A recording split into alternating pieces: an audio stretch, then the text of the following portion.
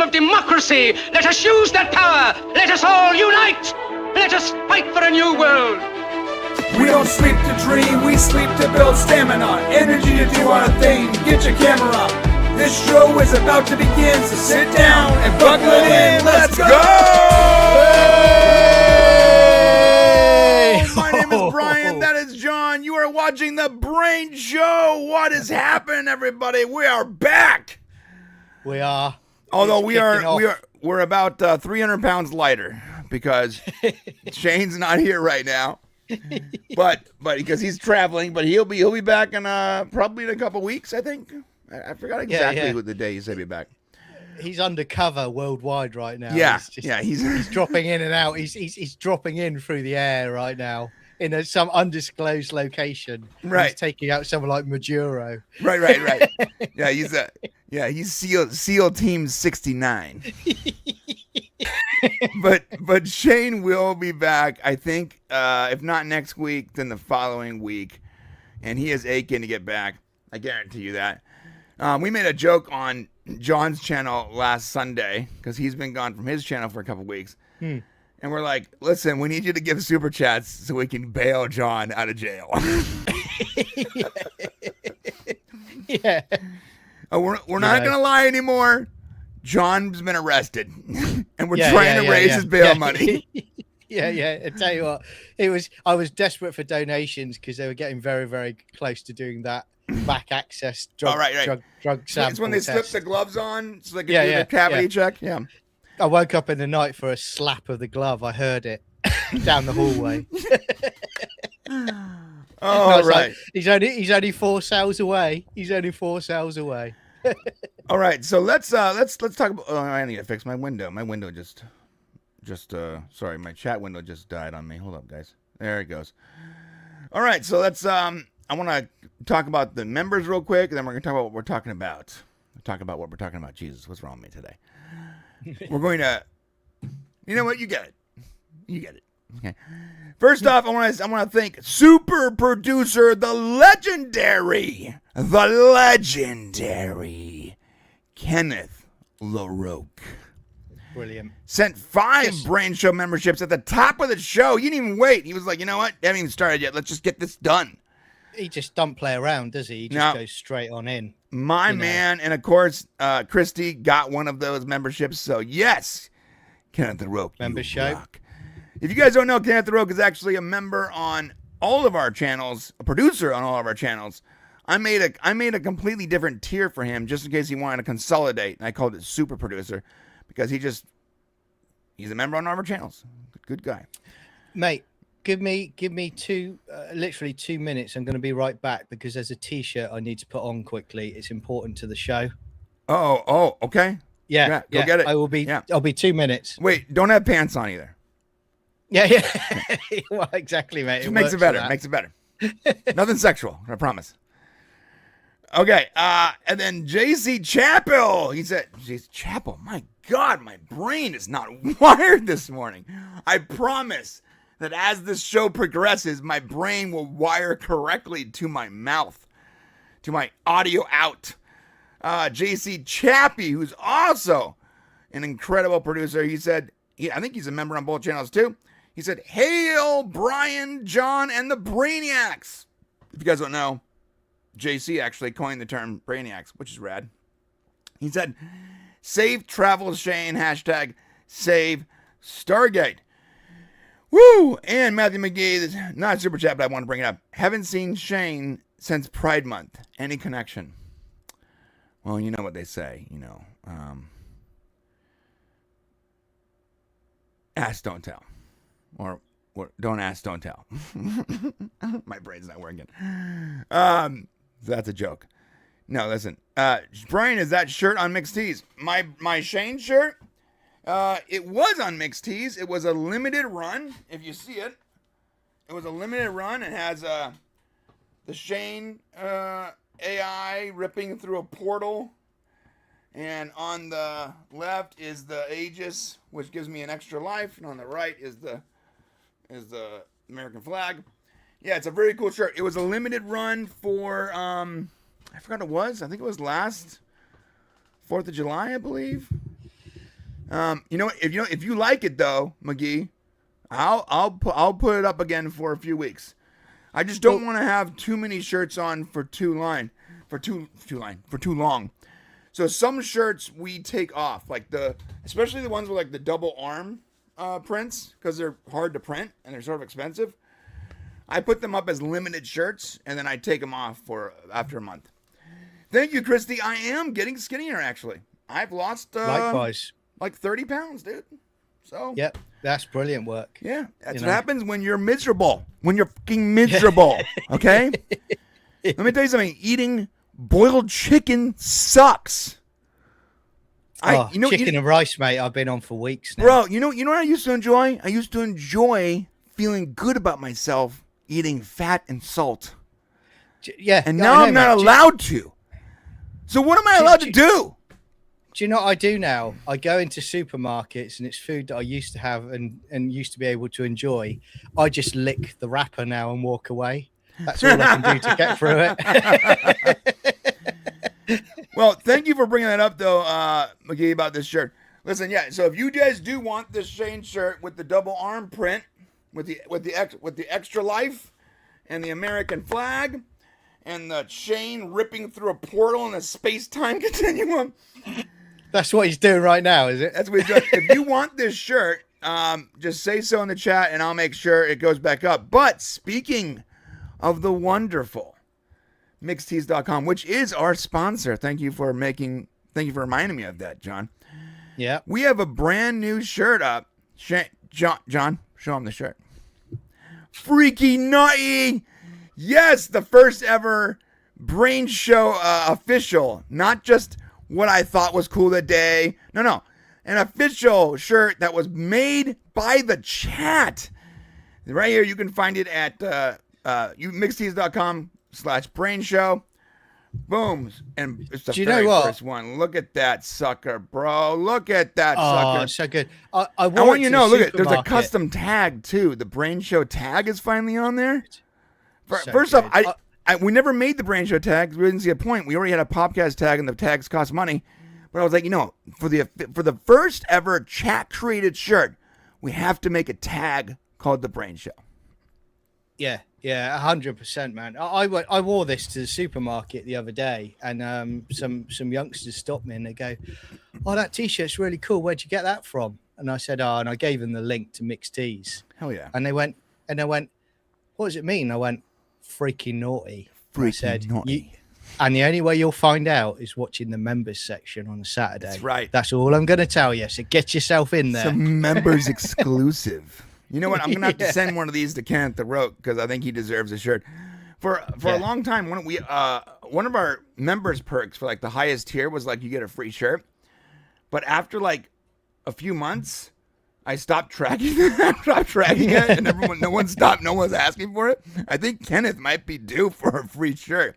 Kenneth, let me know if you want a Freaky Naughty shirt, dude. Well, he is literally donating gift memberships for a small country every week, pretty much. Right. So he deserves something, doesn't he? This is the Freaky Naughty shirt. If you noticed, it's actually not on our if it's available in black, it's not available in any other colors. And the black is not a regular black. Notice the black is like a heather black. Have you seen that, John? It's like the black is a super soft, almost heather black. It's a very special print. I only have probably about 50 of these, I think. 50 or 60. I don't remember exactly how many I have, but it's not a regular shirt. And so when these ones sell out, the color will revert to like a standard black. But the heather black is crazy soft because it's a blend. It is great. And I will say to people, on a hot day, it is incredibly soft on your nipples as well. Yes. Yeah. And it also comes in a girl. It also comes in a woman's tee, which is like the fitted, tee with the smaller sleeves. If you want that one is not in heather black because I guess t-shirt makers don't like women as much as they like men because they don't make a lot of colors for women. It's really good. There's Brian, like 37 colors for for our vendor that makes our t-shirts, and there's like 6 for women. It's crazy. Yeah. Brian sent me small boys ages 4 to 7. That's what I'm wearing right now. But if you wanted to support us without, and not be a member, or you wanted to support us additionally, not send super chats, you wanted something for your money, then go to mixtees.com and really anything on there. But if you specifically go to the Brain Show, which you can locate if you go to the main page, click on YouTube exclusives. We sandwiched ourselves right next to Nerdrotic and Mexican Iron Man. Right here, scroll down underneath Nerdrotic, click on the Brain Show, and you'll find the Freaky Nutty. Pretty much anything you buy there helps out the show. You can use coupon code BRAIN for 10% off. But we would love it if you bought some of the Brain Show stuff. Only because, Brain Show stuff doesn't sell as much as Popcast stuff. And that makes sense because, well, to be honest, I spent a lot more time on the Popcast page. I have hundreds of designs on Popcast, and they're all, IP related, and they're pushed by videos that get millions of views. So I understand that the Popcast channel store is going to get a lot more sales. I get that. So it would be nice. Brain Show's rising, though. Brain Show is rising. It'd be nice if Brain Show got some sales. And of course, we have the Gen X shirt. That's Shane's shirt. That's the one he specifically designed. So he designed this shirt. And my Epstein didn't kill himself shirt. This is the one my kid wore to school and almost got suspended. And the running joke on our channel is visit Thailand, land of beauty and romance. If you know, then you know what that means. So go check it out, guys. Shane was like, why don't we have an actual Brain Show? Of course, my hat's up there. But someone was like, why don't you have an actual Brain Show shirt? I'm like, because no one actually wants to wear a Brain Show shirt. They want to wear a shirt maybe made by Brain Show, but they probably don't care about the actual Brain Show logo. Anyways, enough plugging our store. We just spent the last 10 minutes doing that. What are we going to talk about today? We are talking about the Odyssey because the Odyssey is being astroturfed hard. I mean, hard. And I don't believe it for a second. It's crazy. You look at all these reviews and you're like, there's no way 100% of these reviews are saying it's the epic, most beautiful thing they've ever seen in their lives. It just doesn't make any sense. It looks like ChatGPT wrote these reviews. So we're going to go through that in real time. We're literally just going to type in the Odyssey review, and I'll just show you in real time what we're seeing. It's sort of crazy. We're also going to be talking about Moana. I saw Moana last night at freaking 11 o'clock at night. Blimey. And people are lying to you about Moana, dude. Really? It's actually pretty great. Well, again, we talked about this, didn't we? Really freaking funny. I mean, he is. We talked about this a few months back because I've not seen the animated version. And you said about I need to watch both versions and then give my view on it. So I'm going to do that. I'm going to look at both of them. Yeah. And I'm going to come back and I'm going to say what I really think about these two. If you do it next week, then we'll follow up because I'll tell you what. I at first didn't. We'll get into that when we actually talk about it. What are we doing? What's wrong with me, bro? What am I, a freaking amateur? Yeah, you're just not playing by the rules today. That's what it is, mate. We're also going to talk a little bit about Spider-Man Brand New Day. I have a video coming out next week that is going to blow the lid off of the Spider-Man Jean Grey nonsense. And I'm taking clips that we've created over the last 6 months when we talked about this every single time. And with additional footage, and I'm creating a super video where I explain in great detail how this Jean Grey thing is nonsense, and everyone should shut up because I'm getting tired. It's filtered its way to the normies, where I'm literally taking I'm picking up teens for a youth group last night.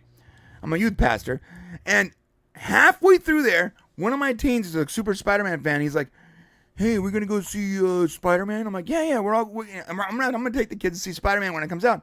He goes, how crazy is that news about the new young Jean Grey? I'm like, what? It's a 13-year-old kid, 14-year-old kid, or whatever. It's somehow the crazy nonsense has made its way to him, and he believes it. And I'm realizing, I don't want to get into it too hard, but we're gonna talk about it. And we're going to talk about Supergirl crashing hard. And last, but certainly not least, an update on Save Stargate. Go ahead, brother. Well, I was actually going to bring up something about that. Maybe I'll leave it until we get to that Save Stargate bit, just about people doing videos. Oh, and we have to basically- talk about, yeah, that's pretty much what Yeah. the Save Stargate Yeah. segment is going to be, an update on what's happening, what we're doing soon, and why some people are profiting off of the Save Stargate campaign. And honestly, it's gross. Yeah. It's gross. You shouldn't be profiting. Debunk them. Look, I get how the game is played, and I don't want to be the guy who's being like, oh, you can't make videos about my favorite fandom. No, make whatever you want. But, like, when you are actively Bullshitting. lying and flip-flopping just to push an algorithm, like, we're going to get to that. But, dude, props to the hustlers, but it's gross. So, Yeah. So Yeah, we're going it to is. get into all that, but before we do, I need to fix my lighting because it's pissing me off, so just give me 1 second, okay? If you see my underwear, I'm sorry. I'm just going to try to blur that out, okay? It's got freaky naughty written on the back of it. Freaky naughty is on the back of my underwear. That's right. On the back of my pantaloons, it says freaky naughty. That'll be a product that's, you know what? That's it. We're putting that product up. Yeah, we're doing it. We're putting up freaky naughty boxers. Everyone good with that? Freaky. Now let me ask a question. Should the freaky naughty be on the crotch or on the back or both? Or both? I think it should spread across both cheeks. Yeah. Freaky and naughty. All right, be right back. So everybody, how are we this week then? Well, has anybody seen Supergirl yet? I haven't seen it personally myself. What are your thoughts on Supergirl? And we will get into it a bit later, but put it in the chat. Let us know what your thoughts were. Has anyone seen Mona? You know, let us know what your thoughts are on that if you've seen it already. Did you say Mona? So it's Moana, isn't it? Mona sounds like an 80s song that some pop guys sung. I love you, Mona. I love you, Mona. like a Mexican Or one of those Manilow like cast 70s off. sexploitation films that are like, Yeah. is this pornography? I think it might be. I was surfing Tubi. I don't know when it was, yesterday or the day before, and I'm finding a lot of cool stuff. Like, first off, Drew, if you aren't rocking Tubi right now, you're making a mistake, because Tubi is basically a free streaming service. Now, it's supported by ads, but get this, ready? Ad block works. Really? Ad block works. So it's, and I hate to say this, but most people aren't going to know this, so I'm okay with it. It's really weird to me how you have this like streaming service that has so much content, is so free. You don't even have to create an account, but trust me, you'll want to. And it works with ad block, which means essentially it's just a free, huge streaming service. And I'm not lazy, I'm not sponsored by Tubi, but it's actually sort of crazy. Tubi has a lot of content. So I'm scrolling on Tubi, and I'm looking for like old sci-fi films. You know what I'm talking about, like 50-foot cheerleader and Martian Madness, and I'm looking for really sort of old cheesy sci-fi films so I could take clips for it because I'm using it for the Stargate video I'm working on. And of course I get sucked into it. Next thing you know, I'm watching movies instead of editing. Instead of editing my video, I'm sitting there watching the film like, oh yeah, it's great.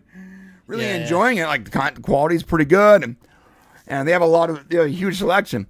Somehow I go down the rabbit hole and I'm watching like something about old sci-fi space queens from the Amazon or something. Yeah. I'm like, or old sci-fi channel stuff when they got rid of Stargate. bro, yeah, mega goat versus giant shark or something like right, that. Right. And I'm like, and dude, it opens up with just like almost naked space aliens. And I'm like, what happened? I was in like the really cool sort of campy version of Tubi, and somehow it led me to what appears to just be porn, but with costumes. And so while Tubi is a great place, don't let your kids watch it because they will fall. They'll fall down that route because the algorithm always takes you where your brain secretly wants to go. And even though I'm trying to be a good boy, my brain obviously wants to see naked space aliens. Clearly. Yeah, I mean, I'm I'm not picky on it. Space either. Girls from Beyond Infinity. Yeah, something like that. Whether they got 3 breasts, 4 breasts, 8 breasts, I'm not picky. It was crazy. Some green chick, which I'm into green. Some green chick with like an antenna, like Captain Ahab, we are going to Earth to find settlement. I'm like, what the hell am I watching, bro? Yeah, it just turns up in a thong on Earth. That's it. Yeah, steps through a portal, and now it's porn. Okay. Well, I watched forget the name of it. Classic B movie sci-fi, which was basically a remake of the Magnificent Seven or whatever. Roger Corman. Oh yeah. Yeah. So watching that again and again, you've got what's her name flying the ship, and she's just basically they've got her there just for massive breasts. Well, have you seen Barbarella? Oh yeah. I mean, that's just. I don't even know if you can class that as sci-fi. I don't know. I mean, look. She flies in a spaceship, goes to other planets, meets alien, kills bad guys. I mean, it's a sci-fi film, but it's wrapped in what's essentially is soft porn, right? Oh, 100%. Right. Yeah, and Lord Foth's right. Battle Beyond the Stars. Yeah, that's it. And it's just she's flying a ship, but clearly we all know why she's there. right. It's got nothing to do with saving the day. Yeah. It's nothing whatsoever.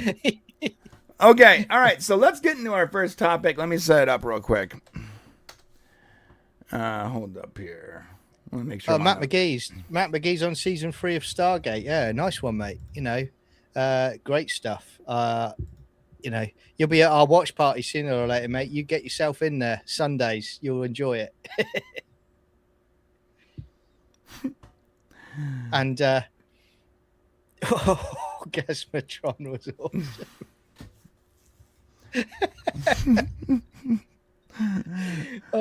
They're on fire. I'm trying to focus today and set up the Odyssey thing right now, and I keep getting distracted by the chat.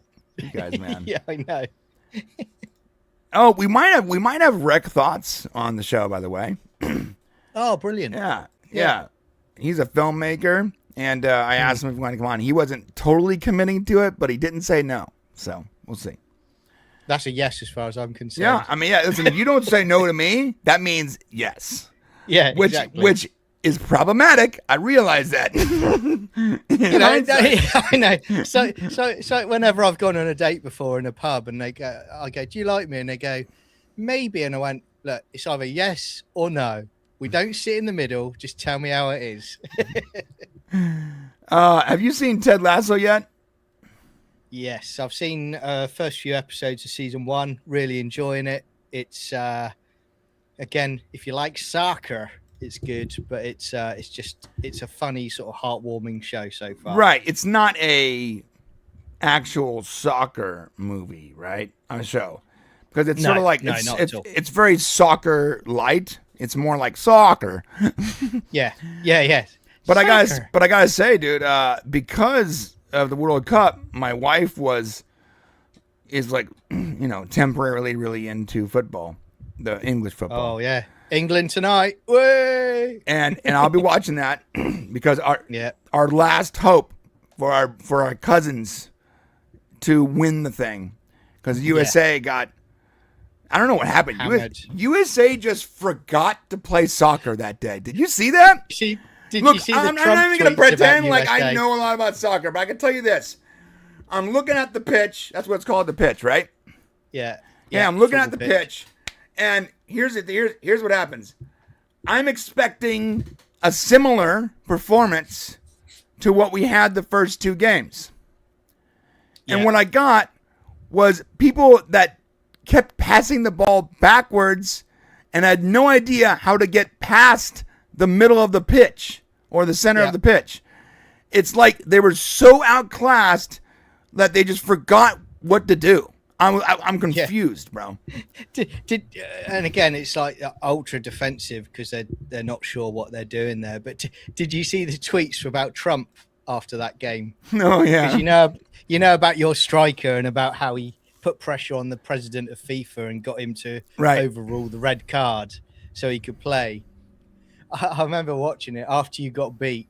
Someone just put up Trump declares Belgium as weapons of mass destruction. That was the same one that he liked, which I thought was really funny. I got like, look, say what you will about President Trump. You know, maybe you don't like him, maybe you like him. We can all agree he's really freaking funny. It's funny, which might not be a great quality for a president to have, but you know what? I'm here for it because normally it's pretty boring. Do you know what I liked after the England-Mexico game when we won the game? And you don't see this often, but you saw the England fans coming out the stadium and the Mexican fans were there on the sides and they were shaking the English fans' hands and giving them a hug as they're going along. That's great to see. You know, that is really good because, you know, these days you don't see that often. So I liked that. That was good. So hats off to Mexico. Dude, and I loved the it felt like a uniting camaraderie kind of thing. This entire World Cup, it hasn't been super, hasn't been divisive, hasn't been like contentious. Like when the U.S. team was winning, like they were playing like classic rock music or whatever it was, and like people, you know, from other countries were chiming in. The social presence, it just felt like a good event. A lot of and I love the Super Bowl, but a lot of American football, it feels like tribalism all the time. Like it's your team versus their team, and it's really contentious. And like, dude, people riot when like the Lakers lose and stuff. And I'm not even gonna pretend to know what it's like in other countries, but the World Cup feels so different. Like there's sportsmanship when a team loses, it's respect. It just feels like what it felt like when I was young playing sports. Yeah, it does. The only one that I really know of is England-Argentina because they hate each other because of the Falkland Islands, conflict. So that's the only real thing that you come across on it. But it's been a good tournament so far. But tonight will be interesting. They've got Haaland, Norway, and he's a hell of a striker. So watch it. We'll be watching. Yep. Okay. All right, here we go. All right. Okay. So what I did, I want to show you guys. I just hit hashtag the Odyssey, and I just right mouse clicked and made a new tab for every one of these tweets. But I'm going to stop. But there are literally hundreds of the tweets saying essentially the same exact thing.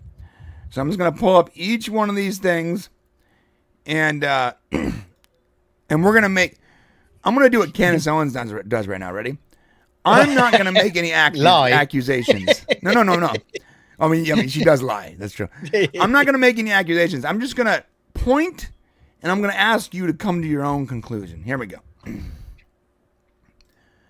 Let's talk about the Odyssey. The Odyssey is coming out next week, or this week if you're watching this clip later on. And it has a ton of first reviews. People that went and watched the movie, and they have interesting thoughts about the film. And at first you would think that, you know, it'd be a mixed thing where there's people that are passionate about it, people that didn't like it, like every movie. But what if I told you that most of these reviews seem to be saying the same exact thing? Let me show you an example. First, we're going to go to Variety. This is Variety. It says, the Odyssey first reactions are raves for Christopher Nolan's astonishing, epic, and flawless filmmaking. Breathtaking, bold, and perfection. Hey, man, thanks for putting everything in the headline there, bro. It makes my job easier. Essentially, he says, the Christopher Nolan's The Odyssey has been unveiled to members of the film press who are calling the Oscar-winning adaptation of Homer's epic a staggering achievement with flawless filmmaking. A filmmaking feast and all kinds of really cool action words. Now let's go to some of these reviews on Twitter or X. Here. From this person, Anupapa Chopra. The Odyssey is a staggering experience. Christopher Nolan anchors the spectacular visuals and rich emotion. I wasn't expecting to cry so much. This 3,000-year-old story with gods and goddesses, witches and creatures speaks eloquently to our current time. Can't wait to see it again. Okay. Do you know what? What they should do on this? You know, like sometimes you have to like police lineups where you have to like take a photo of them. They should actually have on the article a photo of them with their gift bag. You know, again, this is an epic. This is a masterclass. By the way, I got a free DVD. I got a pen set. I got a notepad. I got flown out. Some stickers. First class. All right. All right. Yeah. Good point. Like there should be on every one of these reviews should be a dollar amount on what it cost them to go see the movie and how much, you know. All right. Next up here, we got Sagikar. I can't say these people's names, but they're all super foreign. Sagarika Chowdhury. Thank you. Watch the Odyssey at Mumbai premiere, and it easily one of Nolan's best works. The acting, the scale, the cinematography is unreal. Matt Damon, take a bow. Tom Holland and Anne Hathaway are super sincere. Extra love to Robert Pattinson. Mind blown. Okay. Go ahead. There does seem to be a bit of a theme and a pattern here, mate. Definitely. Oh, we're not done. We're going to keep going. Here we go. This is from Near Synap. Felt the Odyssey in my bones. Kept wondering how was he watching it? Kept wondering why Christopher Nolan chose to adapt a nearly 3,000-year-old Greek epic. The answer hit like a ton of bricks. Wait, can you, real quick, are you seeing the similarities in these tweets? Yeah. How many people have used the term a ton of bricks? Weird. Yeah, it's almost like somebody is coordinating what these people say. They keep mentioning the 3,000-year-old Greek epic. They keep saying it hit me like a ton of bricks. I'm seeing. Yeah. Well, we're gonna keep going because there's a lot. You're gonna see a lot of like magical and a lot of like very interesting similar words being used in different reviews. And I also find it interesting that half these reviews seem to be coming from big accounts in other countries, which is weird. I don't know. Nearly a ton of bricks in the final 30 minutes. Literally, just exactly what someone else just said. This feels like a story of our times. Another thing someone literally just said. Carrying message that resonates far beyond its mythological roots. I mean, dude, this is like literally just another version of someone else's review, which is crazy. Oh, wait, here we go. Nice long one. This is from Eric Davis. Where is Eric Davis from? Let's find out. He is from... Looks like he's from Nigeria. New York. No, that'd be funny. Like Eric Davis, Nigeria. No, he's from New York. So this is a good old. This is a New York boy, right? Yeah. I was going to read it in a New York accent, but I think that would be offensive, so I'm not going to do that. Ready? Here we go. Eric Davis, Christopher Nolan's The Odyssey is an absolute triumph and a crowning cinematic achievement from one of the great filmmakers of our times. It feels like everything Nolan has been working toward with IMAX has accumulated here. The production design is incredible. The action is breathtaking. And the scale is unlike anything he's ever done. I've literally heard those three words in the other reviews. Yeah. What really surprised me is how much he embraces horror. This is a new part. Some of the film's biggest moments are genuinely unsettling, adding a whole new dimension to his filmmaking while you never lose sight of the humanity at the story's core. The cast is stacked, and somehow everyone gets a chance to shine. Anne Hathaway is incredible. Matt Damon is excellent. Tom Holland continues to prove he can do just about anything, but Robert Pattinson absolutely stole the show for me. Stop complaining about your daddy. He's so convincing, manipulative, endlessly entertaining to watch. Is this the same Robert Pattinson?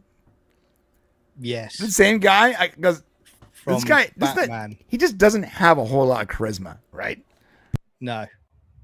Maybe he changed it up in this movie. It results in one of my favorite performances of his. Look, it's the must-see cinematic event of the summer and quite possibly the year. I can't wait to watch it again. Okay, a lot of similarities, right? Wait. There's more. This one's particularly funny. Lupita Nyong'o is probably one of, if not the most beautiful women on earth. Oh, but yeah, a bunch of racists with internet connections already. All right, calm down, bud. Talk about hyperbole. I mean, that's like the definition of hyperbolic. All right, here we go. This is from Cinehub. Cinehub, who has 63,000 followers. He's followed by Latino Slant. Oh, okay. He's from Nigeria. Mumbai, India. No, I'm kidding. I don't ever. Oh, no, he is. New Delhi, India. Look at that. He's from New Delhi, India. Hilarious, bro. Okay. That's funny. Well, this is what New Delhi Cinehub says. Just finished watching the masterpiece of epic proportions in the Odyssey in Mumbai. The experience simply couldn't be put into words. This isn't just a film. It's a generational cinematic event that every movie lover deserves to witness at least once. Whatever you do, do not miss this. Watch it in IMAX. No other format comes close. Nolan. Go ahead. Do you know what? Like tomorrow in the next few days, we're going to see something like on there next. It'll be like, this film genuinely transcends time. Yeah, it's going to be it. It time travels into your mind. Yeah. It's like taking LSD, man. Yeah. It's All called right. The Odyssey, but it's not really The Odyssey. All right, here we go. This is from Mima Era. This is a very small parody account. And I want you to know, remember, it's a parody account. This person says, just finished watching The Odyssey, and oh my God. Such an amazing film with a stand-up performance from rising star Tom Holland, who takes command of everything. Reminder, this is a low-level parody account. I guess this account forgot that they were a parody? or is that like, or is that maybe some like crazy mind F?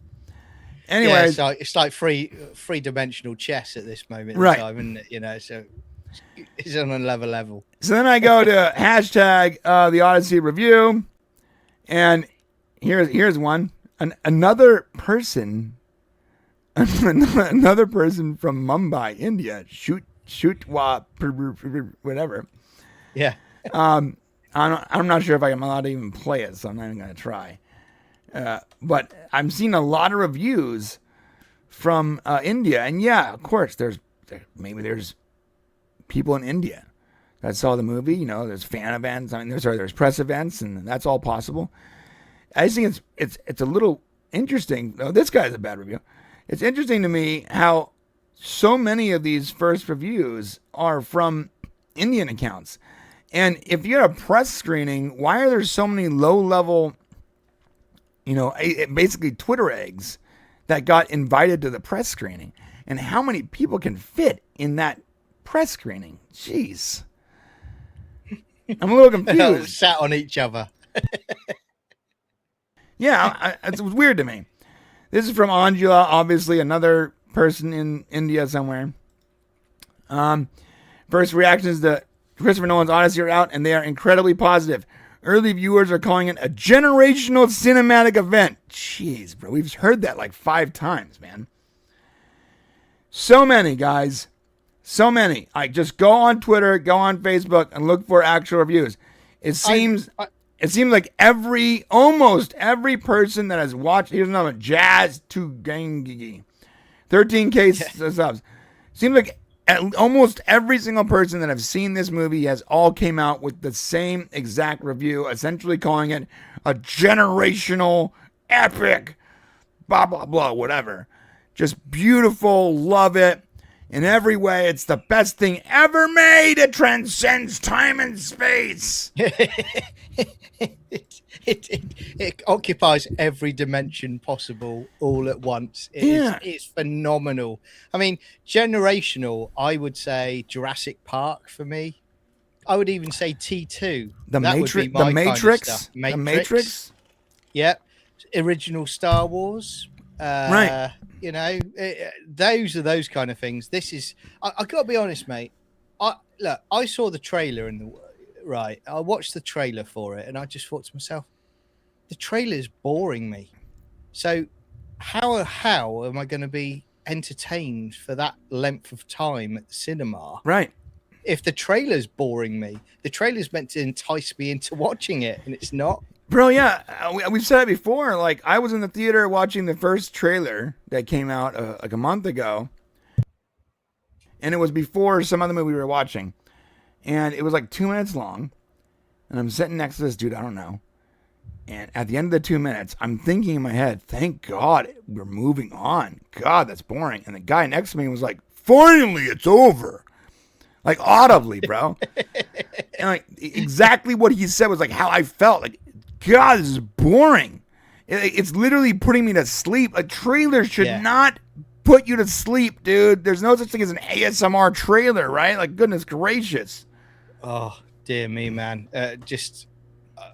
And again, I've said to you before, we've joked about it, but, you know, it's also the trailer for the trailer. 3, 2, 1, go. Right.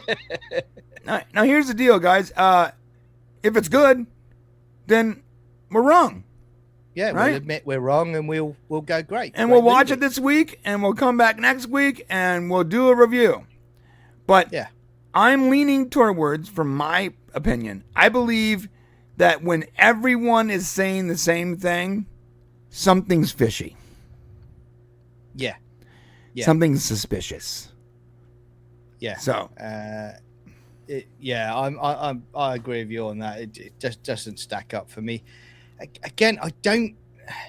Thing is, the Odyssey, I never thought, and again, I'll be happy if I'm proven wrong, but I never thought this kind of movie would be something like everybody wants to see it. It's so good, you know, because it just doesn't strike you as that, does it? You know. No, it's not Minions. Yeah, listen, this isn't Minions, guys. Okay. No, you're completely right. What's confusing to me is not that Christopher Nolan can make a good movie. Of course he can. But the casting doesn't look great. The story looks boring. The trailers don't look interesting. Everything about it doesn't say, I can't wait to see this movie.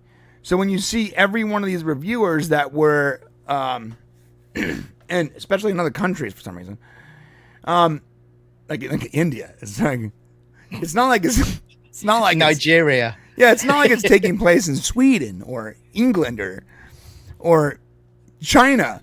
No, like these are very specifically like Nigeria and India, which happens to be the places that have the most bots. Entire farms of astroturfing bots. It's very funny to me. Do you know why I'm saying Nigeria at the moment? Because I did a little bit of just looking this week, and there's like, you know, on X you get like guys that are like, you know, they got American names and they've got an American guy on there like a bodybuilder, and it's like, this is the workout you should be doing to get in shape. Right. And then you go and look at it in the profile, and it says Nigeria. And like about 6 on the trot with Nigeria. And I was like, Some guys like MAGA, hell yeah. And it's like, you look at the profile and it's like Nigeria. I'm like, come on, bro. Best thing Elon ever did on Twitter was just making sure that you knew where everyone was tweeting from. Makes it really funny. Yeah. So the thing is this, guys, I don't know if they're real, but you know, am I going to go in this and go, oh my God, it was astonishing, epic, flawless, breathtaking, time traveling? I don't think I'm ever going to say that about any movie. No. And that's what drives me nuts. Like, even if I like it, even if I give it a good review, even if I go, oh, I really like that movie, it's really great, you should go watch it, 4 out of 5, 5 out of 5, I'm never gonna call it a generational epic film.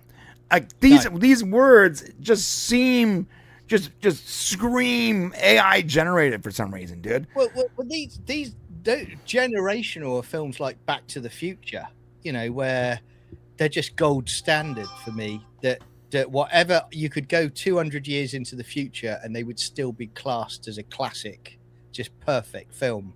Whereas you got things like this, it's just overhyping it beyond belief. It really is. It is crazy. It is really crazy. But hey, we live in a different world now where everything's hyped to the max before you've even seen it. Yeah, hypermax. Yeah, what is it when it says, you look maxing? So it's like review maxing. That's what oh, sorry.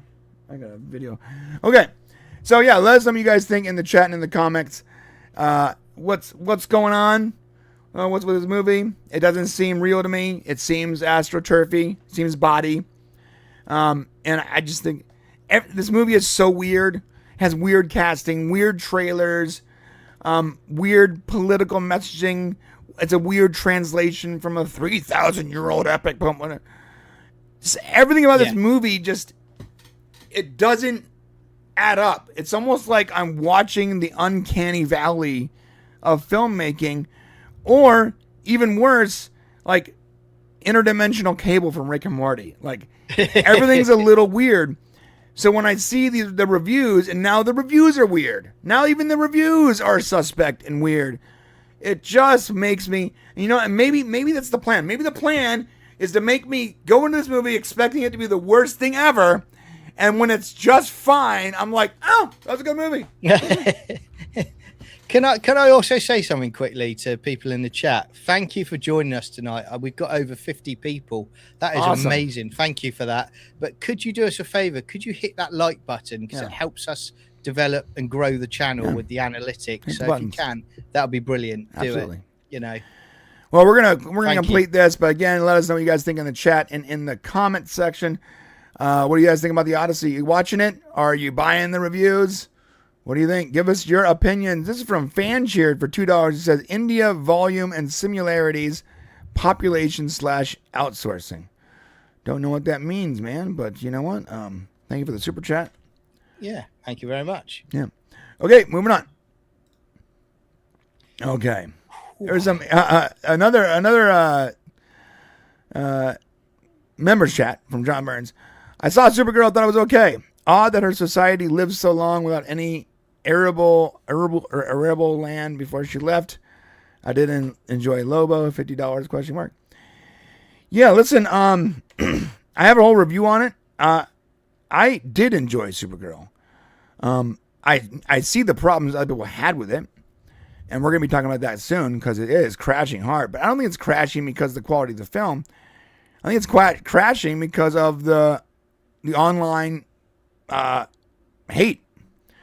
And I think that Superman was able to rise above that because it was actually a really good movie, even though it was non-stop astroturfed.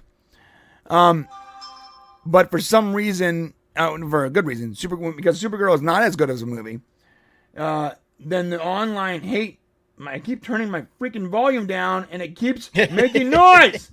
Sorry guys, 1 second. Skynet is taking over. Who the hell is texting me nonstop? Stop it. 12 text messages. Knock it off. Jeez, bro. It's these reviewers. I hate that in like your phone now, you have to turn down like, ready? 1, 2, 3, 5 different volume controls. Like if I just turn volume down, oh no, that's just turning down your media volume. I know. Not your call volume, not your notification volume. So notifications just like drives me nuts. It makes me want to chew my desk when it does things like that. It really does. Drives me spare. Yeah, but we'll carry on. We're performers. With Supergirl, real quick, I believe it wasn't good enough to break through the online hate. The online hate for James Gunn, the online hate from a very vocal minority of DC people that sort of buy that hate and they sort of regurgitate it and they go, well, I'm not going to watch it because so-and-so hates it, because whatever. And then also, Millie Alcock said something stupid about Christian dads, or something. It's honestly forgettable, but of course not nowadays. And it tanked the movie. And so we're going to talk about how bad it's performing. But if I'm being honest, the movie was fine. It wasn't great. It wasn't bad. It was just enjoyable. And yeah. Okay. Which is how most Jason Momoa movies are for me, anyways. Like, yeah, my man. Yeah. Listen, that was fun to watch. It's certainly not the Odyssey. It's not a generational epic or whatever. But it was fun to watch. And I'll be honest, it was more fun to watch than Masters of the Universe, because Masters of the Universe had some fun parts, but there was a whole lot of dead areas that just dragged it down. But also, I said that movie was fun to watch. Again, not the Odyssey, not a generational triumph or whatever. But yeah, it sort of sucks that Supergirl is doing so poorly, because that's definitely going to feed the fire, fan the flame of hate for the DCU. But I do feel like the Lanterns is coming up soon in August, and that'll probably change the narrative. We don't need every single project to do well. We just need most of them to do well. And then he can, that story can continue. Not like, if you look at the first couple phases of Marvel, not every Marvel movie did well. And people that say differently are lying, or they're remembering incorrectly. But if you recall, Iron Man 1, great movie. Everyone liked it. Generally speaking, it was a generational triumph. It was the Odyssey. Well, then what happened, man, when the Thor movie came out? It was fine. It wasn't great. The first Thor movie, everyone said the same thing. You can literally transpose a lot of those reviews over to Supergirl, and it's exactly correct. Like, Millie Alcock is a good Supergirl. Chris Hemsworth is a good Thor. Story was bland. Pacing was slow. Good moments, not great movie. That's pretty much the same thing. I've seen people talking about, well, they shouldn't have done a Superman and then done a Supergirl movie. But then clearly the plan was that they're going to be doing the Brainiac arc, aren't they? They're going to be building to that. So that's why they're doing it. That makes, for me, logical sense. Which totally makes sense to me, but also leads me to my main criticism of this movie. Ready? Yeah. Why is there no end credits scene? Why is there no tease for Brainiac? Okay, so spoiler alert, guys. At the end of the movie, Supergirl shows up, and she goes to Clark's apartment. And there's like this nice like family moment where that's the moment she finds her new family. So when she was on Earth before, she felt disconnected. She had PTSD and, chick problems, right? Yeah. Now, after this adventure she's been on, she's like, my family is here. And she sort of accepts Earth and Clark as her new home and her new family. Great. She brings a dog. Clark says something adorable and nice. And then the dog gets into some mess in the kitchen. He's eating chocolate or something. And they're like, no, bad Crypto. And then it sort of like pans away as they're dealing with the dog. And as it pans away, it fades into black. And then the credits. And some song. Some teeny bopper Supergirl song. Whatever. Here's my question. Why didn't you pan that camera over the TV that was in frame? And on the screen, you just see like a technical glitch for a moment. A green technical glitch with 3 dots. Cut to black. Yeah. I'm telling you, you already filmed the end of the movie anyways.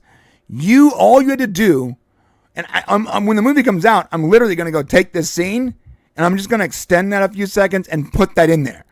Because you are doing Brainiac in the next movie with both these characters. Why did you not tease it? And all you had to do was have the TV flash on for a second, like a little glitch thing with green, and briefly show 3 dots before cutting back to black. And Supergirl and Superman, Clark and Kara They were too busy with the dog and they didn't notice it. That would have told the audience right away what was coming. Do you think that it's almost as if he's, which is a failure, a flaw here, I think, where he's thinking, I don't want to do that because we don't want to be the MCU. But then again, if it works, do it, you know? Well, end credit scenes. Yeah. You know? Yeah. If it's going to work and it's going to build to the next movie, yes, end credit scenes work. And you know what? You know who knows that? The guy who wrote and directed and produced and helped establish most of the end credit scenes for Phase 1, James Gunn. Yeah. Yeah. Like, bro, this guy was like he was the guy who basically napkin wrote the Infinity Saga for them. He's the one who set up the end credits to tie all the movies together.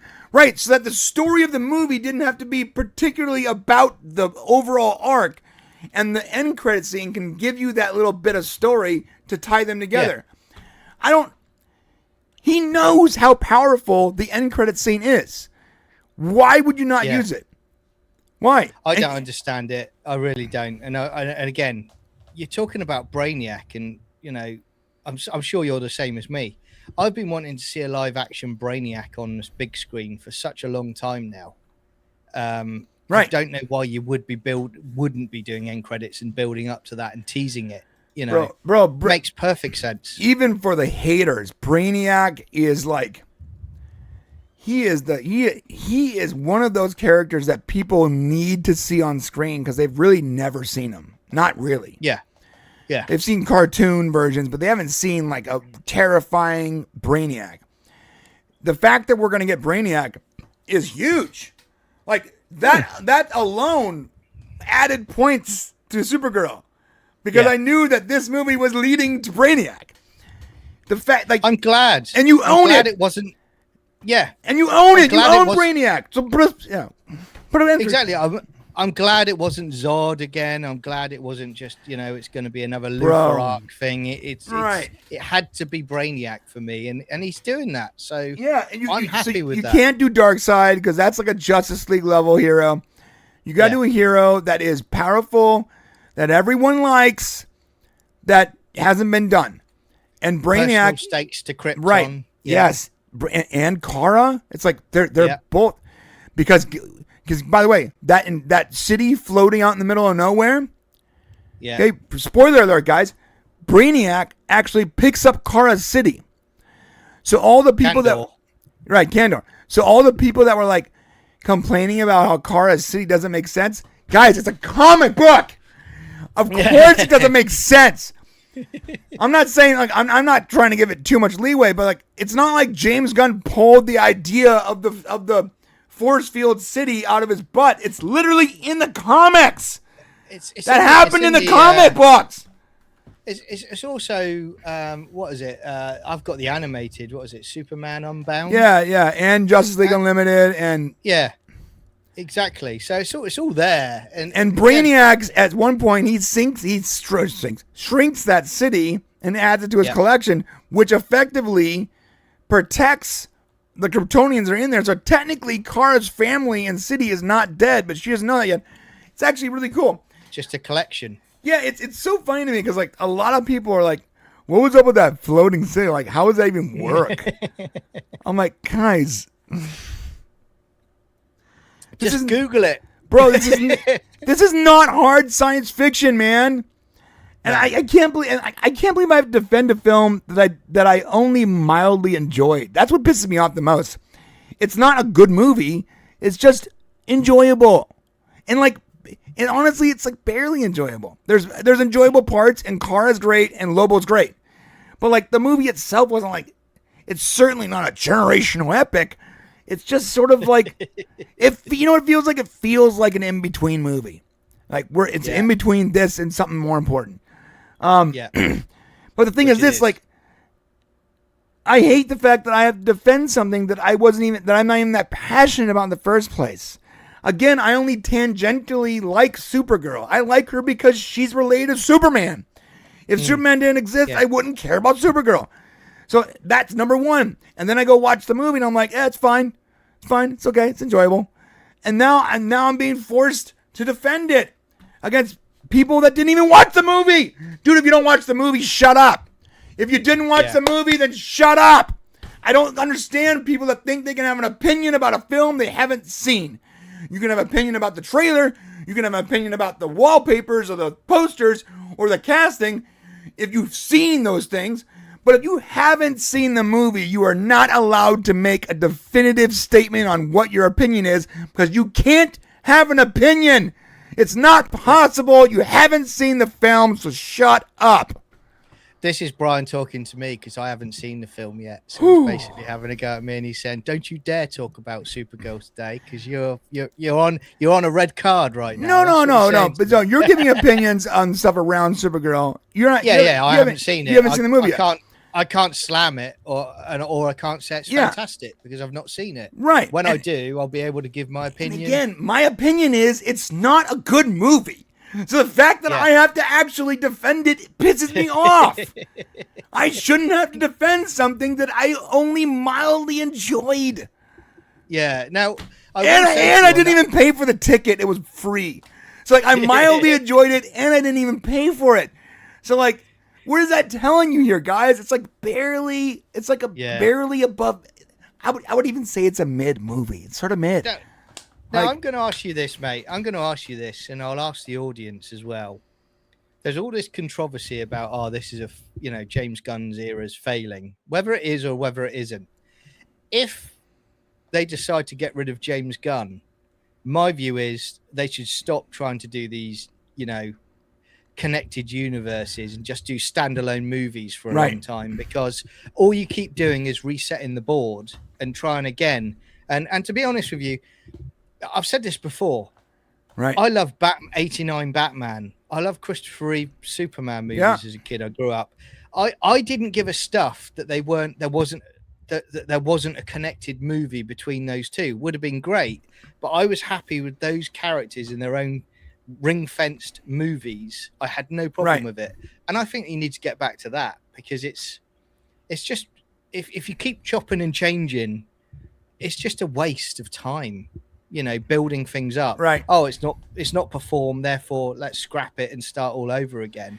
You keep going around with trying stop to do a different doing interpretation. That though. Like, bro, Marvel excuse me. Marvel Phase 1 and Phase 2 didn't do that, right, John?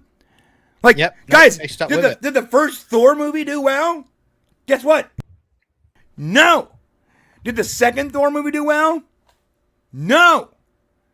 Did Iron Man 2 do well? Yeah, but it wasn't critically acclaimed. Did Iron Man 3 do well? No. Like, there was, but they were building to something. Right. There were plenty of movies that didn't do well. But the point was they were building a bigger universe. There was a bigger, grander story there, so they kept with it. Even though I hated Thor: The Dark World.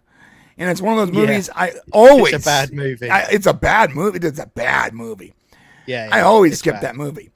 The thing is, though, because it's a part of the grander story, I feel the need to watch it when I watch the whole thing. Yeah, just like you need to watch an episode that builds the mythology of a series, even if you didn't like it. And credit to him, mate. I never thought Captain America would work. I really didn't. That was the one I didn't think would work. But you know what? It turned out brilliantly with Cap. Captain worked perfectly. Captain America is one of the best movies in the bunch.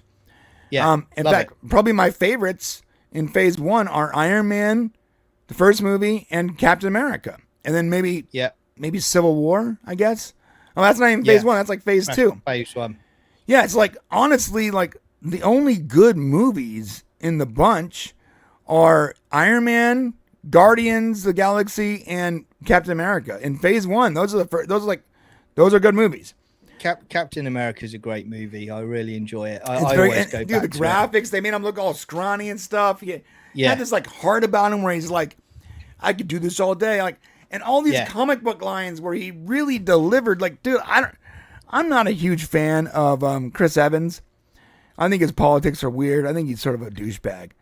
But dude, he absolutely nails the role of Captain America. He is Steve Rogers, like hands down, bro. Without a doubt. So like, dude, you can have in your cinematic movie, You're allowed to have movies that don't move the needle very much, but they move the story along because that's the point. I believe that James Gunn knows that, but you know who might not know that? The studio that have fumbled the DC franchise again and again.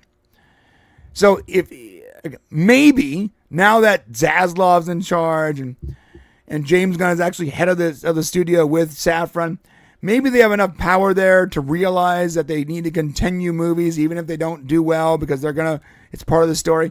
They need to sort of like just, push through the parts that didn't work. If maybe they understand that. But then you have this whole Paramount thing. They're buying Warner Brothers.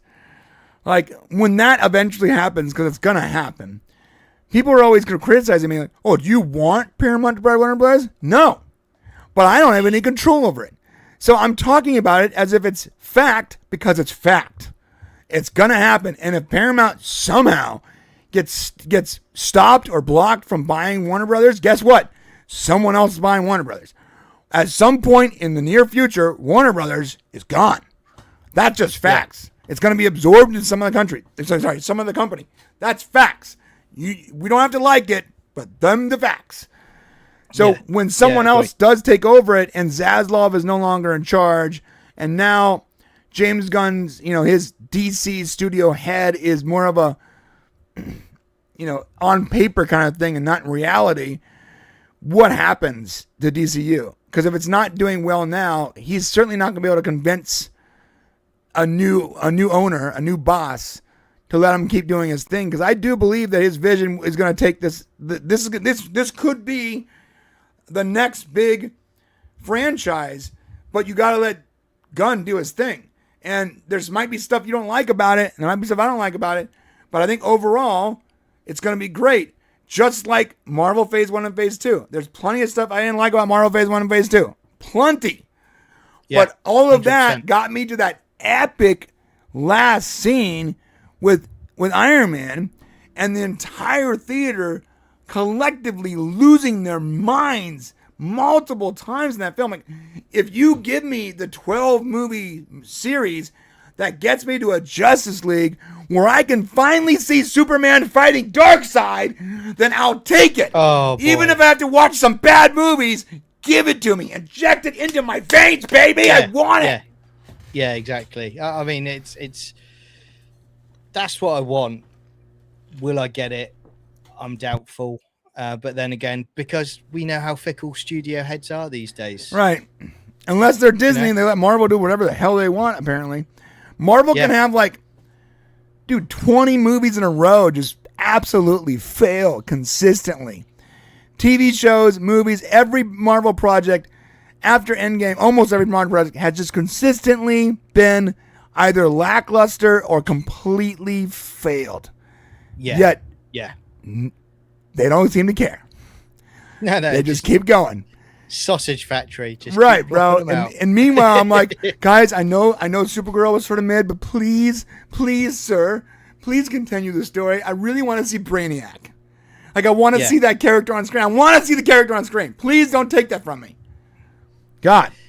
I really hope that they do they stay their ground, with it, and just again, whether anyone thinks it's crap or whether they think it's brilliant, all I want to do is see it concluded, right? How it was meant to finish off. That's it. Once that phase is done, right? Fine, go whichever direction you need to and make that choice. But I want to see something completed right. for a change. I need a conclusion, bro. Yeah. So I think you and I are on the same page when it comes to stories. Like, we are a fan of stories. People always ask me, what do you like more, TV or movies? Stories. What do you like more, books or whatever? Stories. I can read a book. I can read a comic book. I can watch a TV show, watch a movie. I'm not a fan of the medium as much as I'm a fan of storytelling. Yeah. I love storytelling. Look, Rec Films is in the chat right now. There's a tweet. There's actually a chat he had where he says even he puts end credit scenes at the end of his movies. Rec Thoughts is a filmmaker who makes films on a shoestring budget with a bunch of his buddies and an extreme know-how of how to make a movie. The guy knows how to light. He understands color grading. He understands editing. He is actually a talented filmmaker, but he doesn't have a budget. So if you watch his movies and you are someone who doesn't understand any of that, you'll think, oh, it's not a great movie. But the story he's telling is good. So I can watch a good movie or a good TV show if the quality is not great, because the storytelling is the most important to me. One of the reasons I like classic Doctor Who after I went to watch it, dude, it's cheesy as hell. Like, the graphics are horrible. The characters are obscenely cringe, but the story is good. Story is... So for me, it's about the story, dude. And I need a story to be concluded. I'm so tired of false starts with DC. In the last DC, where they tried to rush it to the end with no apparent connection. Up. It was a really bad... to Marvel. Which, it's almost like, here's chapter 1 and 2. Here's chapter 12 and 25. You're like, whoa, hold up. What happened in between, bro? And then Snyder, God bless his heart, tried to make a 4-hour film that sort of connected the dots in a way that made sense. And while I liked it, a lot of people didn't, and they were completely lost. By the time they watched it, they were already tainted, and they're like, I'm not watching this crap. So I enjoyed that version. I enjoyed it. I did much too. Better than the Whedon version. The Whedon version was super rushed, and it was. Now, to be fair, the Snyder version has a lot of Wonder Woman movie. Oh yeah. There's too much slow-mo, too much Wonder Woman music. There's things that are cringe about it. Too much Scandinavian women sniffing Aquaman's jumper as he's going into the water in a very perverse way. There is weird things about it. There's scenes you could have cut out and it would have made the movie better. But I'd rather you give me too much than too little, right? 100%. So the thing is, it's all about storytelling, and we have, as DC fans, we have yet to experience the conclusion on film of a single story. Yes, we got conclusion of individual stories, but the grand story, that epic story, the epic generational triumph has not happened. And so I feel robbed because Marvel has done it. They did it for phase 1 and then for phase 2. And I'll be honest with you, the Infinity Saga is probably one of the greatest stories I've ever seen on film. And I know that sounds super basic, but it is. People go, well, maybe you should watch better films. Maybe you should shut the fuck up, because I know what I felt. And when I finally watched Endgame, I walked to that movie, and that was my generational triumph. That was my moment. And every one of us normies had the same exact opinion, that we missed Iron Man, but we loved the sacrifice, the hammer. We loved the callback. Yeah. There was so much to enjoy in that movie. It was insane, and it wouldn't have happened without the successes and failures of the first two phases. Wouldn't have happened. Yep. No, it wouldn't have happened. And as I said to you, the only downside in all of that was Endgame was the "Here Come the Girls" scene. Right. That let us know what we were getting for the next few years. Right. It's almost like they like, hey guys, we know you. It's a nod and a wink to say, "This is what's coming, boys." Yeah, we know you like what you're watching right now, but look at what's next. Here come the girls. Although it was very cool. I believe it was Infinity War, whatever. When Scarlet Witch was facing one of those alien, baddies, and she said something like, "Oh, what now? You're all alone," and the music almost completely cuts off, and you hear Scarlett Johansson, but she's not alone. Yeah. That was a cool moment. I literally got chills, bro. Yeah, it's goose pimples all over. It was a cool moment when she and the other non-powered person pop out. Now, in hindsight, though, in that moment it was cool. Now, in hindsight, what is the two non-powered people gonna do against the super-powered alien? Yeah. And they don't do much until Wanda figures out that she's super powerful and she solves the problem. Yeah. But that's hindsight. In that moment, I had goose pimples when she was like, "But she's not alone." And it was perfect the way the music just sort of cut off, dude. I don't know. Maybe I'm a basic film goer, but who cares? I love it. Do you know what? I would actually go back to Infinity War, and one of the punch the air moments for me, and still to this day, is that bit at the train station in the UK. Later, Lord Toth. Yeah, see you, Lord Toth. Yes. Train station in the UK where you suddenly see Cap and Co turn up, and the alien throws the spear, and he just catches it like that, and then flings it back. And it's like, oh, it's going to go now. Come on, let's go. Bro, when the train goes by and you see the shadow of Captain America, bro. Like, so good. Oh, you're in for it now, boys. Yeah, with a beard. The Scarlet Witch, and they're in trouble. But then you see the train. Yeah. And then you hear the Avengers music. You hear the Avengers music in the background. And then, dude, that moment was sick. I'm telling you, there were so many good moments in that franchise. But as many good moments, I believe there was just as many bad moments. But because the overall story was so compelling and so fun, you forgive the bad stuff. Yeah. Let's be honest, you guys. Iron Man 3 is not a good movie. If you like it, that's great. But it is genuinely a slow film. He loses all of his suits of armor pretty much at the start of the film. He spends the next 2 acts in bum F nowhere in the snow trying to recharge what's left of his last suit. And then he has to fight. Now he has to fight with he fights with stuff he makes at Home Depot, you know? Yeah. And which is sort of unbelievable because his superpower is not fighting. It's having better toys, but whatever. Yeah. And then he catches the guy, and then it's super disappointing when you find out the Mandarin is not the Mandarin. Yeah, that was where I almost headbutted a wall at that point. Bro, I was like, why? You know, it was so good, and I don't know why they made that decision. And then they sort of backtracked and course corrected a bit further down the road, didn't they, with Shang-Chi? You know. Yeah, and who was it played by? It was I always forget what's the name of it. He's like a super famous actor. Ben Kingsley? something. Ben Kingsley. Yeah. So you had Ben Kingsley. When I saw the first trailer for that, and it's like, ooh, you'll Tony. never see me coming. I was like, yeah. Dude, yeah. I was stoked, dude. We were gonna get Ben Kingsley as the Mandarin. So good. So good. And talk about a rug pull, dude.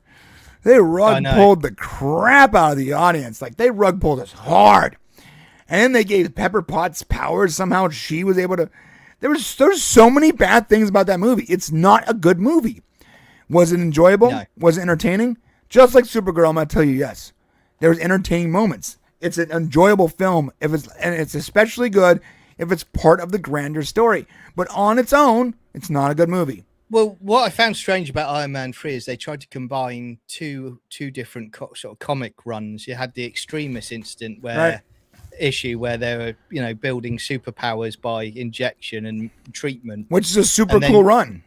Yeah, exactly. It's super cool. And then you had the Mandarin sort of side of it as well, which integrating that just didn't work for me. It's two different things.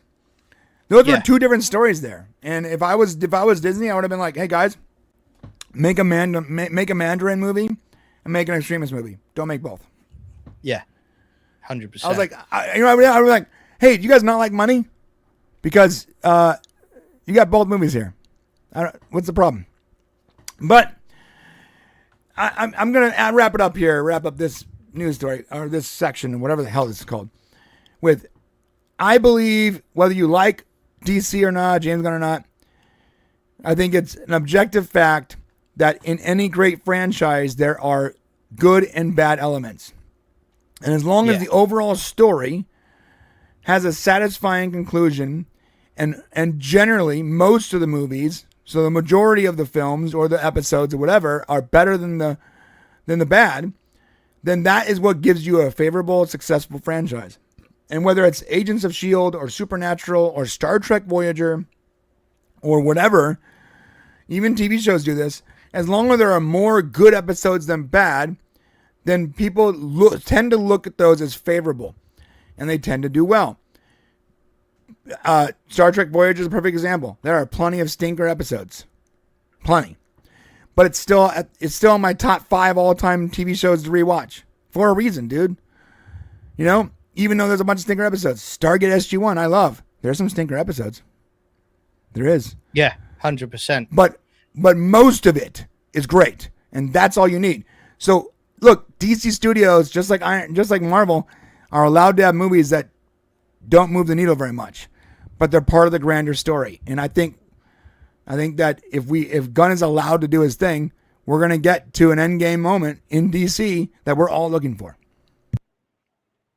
I think you're right. I think I'm the same as you, as I said a few minutes ago. I just want to see the conclusion of what James Gunn wants to do with it. Right. Once that's done, I can go, right, okay. If I hate it, I can say that was a waste of a few years. Right, I'm going to scrub it off. But if it's great at the end and I see Brainiac in it and it's great, I'll be like, great. I'm so glad I've got that in my collection now. Someone's finally done it and given me a run that I wanted in movies. You know, great. Fist pump. Yeah, it's sort of like Lost or something where it's like the ending sucks so bad, like it ruins the rest of the series for you. And it's like you're never going to rewatch it ever again. Yeah. Right. I don't want that, but at least try. Like, don't just give up. You have like one movie that does poorly. You're like, Like, come on. Gosh. Come on. Yeah, come on. Don't play games. All right, JZ Chappie for $5. Hey, thank you, JZ. He says, just saying, if Supergirl had followed the Barbarella style of movie, it might have done better. Yeah. Also, more Christian dads might have watched hashtag Save Stargate. Yeah, you're right. Look, I mean, someone was like, they should have had Sydney Sweeney as Supergirl. Look, guys. Power Girl is Sydney Sweeney. As hot as Sydney Sweeney is, and she's attractive, she's not like a wonderful actress. So like maybe Power Girl, maybe like a side character, but not like the main character. No, not at all. Not at all. Sydney Sweeney. Some people, Sydney Sweeney is the answer to everything. Right. You know? Always Sydney Sweeney. Yeah. All right. There's some more Super Chats here. Hold up. I'm going to get to it. Here we go. John Burns for $2.79. He says, how can homeless people afford $50 for movies? I think he's talking about the Odyssey. Yeah. That's a good point. Now, not all Indian people are homeless, bro, and I think movies are cheaper over there. And I think that was like a press event, but I don't know. Fan cheered for $2 says reviews bought via outsourcing centers. Oh, they bought them on like Upwork or whatever. It was like vworker.com or whatever. If you suddenly see me and Brian and we're going, next week we go, the Odyssey is a generational masterclass like that. And then if you look down in the corner, there's our little gift bag. Dude, the review next week, we should start off with the exact same words they use: generational masterclass of filmmaking, a triumph. You know, and as I'm saying that, I'm slowly holding up my gift bag. Yeah. And you're holding up your check. Yeah, like one of those big charity checks, right? Like a really big one. Yeah. Not my watch. Member for 26 months. Thank you, Christy. She says, like, share, subscribe, become a member, and hype. Hit the hype button and comment. Yeah, buddy. Amen to that. Okay. Rock and roll. My man. Rock and roll tonight. All right, let me refresh my screen. Here we go. Yeah, but she's going to be nice to look at in the new Barbarella. Yeah. Apparently Sydney Sweeney is going to do Barbarella, or there's talks about it. That sounds cool. Rec Thought says, I don't think another 20 years left on this planet. I don't think I have another 20 years left on this planet to watch Gunn series come together in some great way. I think you do. How old are you, Rec? You don't look that old to me, dude. Which scares me. Like, if you're a lot older than me right now, then I feel like I need to get healthy. Because you look better than I do. Yeah, and we can always put you in stasis and bring you out for every movie. Yeah, we'll just freeze you. We'll freeze you in between the films. AI is the mask India is using to take everyone's jobs. Ooh. Ooh. Honestly, I think AI took a bunch of Indian jobs. So as someone who has hired Indians before on places like Upwork and VWorker to work on big projects like Mixed Teas and other websites we've done, even though I can code, it's very difficult to code everything yourself, especially when there's languages or platforms that you're not 100% versed in, like Ruby on Rails or whatever. So I've hired people to help me on projects. You know what I do now? If I don't understand a particular language or how to transpose something from PHP to, Java or whatever the hell I'm working on, I just boot up Claude and I do it in my language what I'm trying to do, and I explain it, and then I have them do it in Ruby or whatever. So I don't need to hire anyone from India anymore for like small jobs. And in the past, I've probably spent thousands and thousands of dollars over the last 20 years hiring different pros in particular languages for coding. I think the last time I hired someone when I was trying to connect our version of Ada, the Shane AI, to Discord, and I couldn't figure out how to do a webhook because I don't use Python, and AI and regular like commercial AI or residential AI wasn't really a thing at the time except for like a low form of ChatGPT, so it couldn't answer me. I remember hiring someone that understood Python to help me connect those webhooks. It cost me like $50. Now I would just boot up Claude and just have it do it for me, and it would give me the code, and I would like check it real quick, and I'd try it, and if it worked, it didn't. It's funny you mentioned Claude because yesterday I was on having a look on X, and there were a lot of people tweeting about the fact that Claude can now build a YouTube channel for you. Yeah, but it'll be instantly banned, so don't do that. Yeah, it'll be instantly banned. It'll be like, oh, look at this great YouTube channel, and it's banned. You're gonna build like this whole giant YouTube channel, and you're gonna be super excited about you're making like $200 a month. You're like, yeah, it's doing great, and then instantly it'll be banned because all the AI channels have just been like the second they get successful, like you'll see a bunch on there that aren't monetized or newly monetized. They're doing really well, but like really the moment they get traction as a brand channel, someone at YouTube notices and just pulls the plug every time. Yeah. Not good. That's why I'm not uploading anything anymore to the Shane AI channel because I don't want any trouble and I don't care about I don't care about that channel. That was just a fun project, right? And it's gonna get like it does. Like imagine if it did like 20,000, 50,000, 100,000 views like it did in the past. Like I would get demolished by YouTube. Christopher says, at the game stores I manage, we've been using ChatGPT to code an entire new system for running our business. It's been amazing. Yeah, I'm telling you guys, I think the people really suffering from AI are the foreign workers. And I would really love to sit here and tell you that I feel sorry for them, but I don't. I feel sorry that they were born in India. That sucks. But I had a thriving website business before Shane and I went into business together. My first business was websites, and I was really good at it. Like at the time, I think it was like PHP, XHTML. It was, older code bases. But I had my own CRM. I built a CMS. My designs were sick. I hired a coder that was proficient in PHP. He was like a prodigy. Him and I would work all night and create these websites and charge like $10,000, $15,000 for a website for some surf company or whatever. I was living the dream, dude. Like I would do like literally one project a month, and I was making a ton of money. And I was doing all this from like my spare bedroom with one guy I hired, and he was happy as a clam because he got to be a coder. I paid him well, and I gave him lots of Monster energy drinks, right? Yeah. And then we noticed that our jobs started to become fewer and fewer. And we reached out to a pretty big website company at the time. It was called Blue Mountain, I think. And they reached out to us, and they're like, hey, we would love to have you on as like an independent contractor so that we can contract some of the projects that we don't have time for to you. I'm like, oh, sweet, please, because our jobs are a little, they're lightening up. They're lightening up a little bit. And boom, business was back in session. Now we're doing a bunch of smaller jobs, and they're even easier.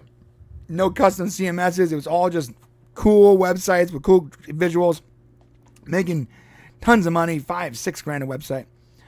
And then those started to become less and less. And over a period of like 2 years, it went from being like, this is a real business and we are very good and our customers love us. We were making videos. We were featured on some news sites, to not a single person would call us and no leads. And when someone would call, I would desperately try to sell them on something. I would show them all of our accolades and what we've done. I made thousands of websites, all successful. And the second I gave them the price, I can hear them on the phone just clam up, dude. Yeah. And the reason is because at that time, India entered the chat. And India was charging for what I would charge $5,000 for. They were charging like $500. Like I was being so undermined in the market, and they had like some guy named Bob. Hello, my name is Bob, and I know I would charge like $500, and they would offer the world, and of course they couldn't deliver, and of course their graphics sucked because this is before ChatGPT or whatever. They couldn't do any of this work on their own. It wasn't very good. It was all rudimentary, mediocre stuff. They had good coders, bad designers. I would try to tell the customer that. I would say, look, if you go with that guy, you're going to lose it. You're going to lose $500 and you're not going to be happy. They're going to deliver something basic to you so you can't come after them on PayPal, but then you're not going to be happy with it. No one ever listens to me because look, let's be real. $5,000, $500. You're going to try out the $500 first at least. Yeah. And some of those customers would come back, but now they're tainted. Now they've had a bad experience. They're out $500,000 or whatever, and now they don't trust me anymore. And all of a sudden, it's affecting my own word. And dude, it became untenable where I couldn't even run the business. And then it got even worse when my website. It was called exmedia.com at the time. I'm not sure where it goes. That domain name goes now, but that's what it was called. And my website was cloned, literally cloned by an Indian company. And all the numbers went to Indian, not WhatsApp, but at the time it was called Skype numbers. Oh, yeah. It was like Skype phone numbers. And they just cloned my website and changed the names and changed the contact information. And it pissed me off, and nothing I could do about it. And then another clone, and another clone. And because I was at the top, I was close to the top of my game with people, and I had a great search record. They just cloned my website, every page of my website until there was no calls, and I just lost like in a matter of a year. I had no business. So when they go, "Oh, it's taking all the work from us," I'm like, "How do you like it?" Yeah. Feels bad, doesn't it? Yeah. Funnily enough, yesterday I had a phone call, like a cold call, and it was. They always start the phone call, and it's going, "Hi, it's Stephen. Am I talking to Mr. John?" And I'm like, well, you can call me Mr. John if you want. And they go, we're phoning up about the vehicle accident that you've been involved in. And I went, oh, really? What vehicle accident's that? And they go on and they go, well, you've been involved in a vehicle accident. It hit a third party. And I went, that's interesting considering the fact I'm an insurance broker. And I know nothing about it whatsoever. Right. So tell me about the details. And you can hear them suddenly, their testicles are retreating up inside their body. Then there's a bit. then the call just terminates. Yeah, it's like when people talk about AI taking jobs from Upwork and VWork, I honestly don't really care because those people undercut the American market so hard, and killed a lot of designers. A lot of people that were like, if I remember correctly, our boy Dork Knight, he was a designer that got undercut by India to the point where he couldn't even design. And it really sucks when you're a designer and you're a coder and you're a creative and you have no outlet in which to make money with. And in any reasonable world, you should be able to run a legitimate, fair business that charges fair prices for the quality of work you deliver.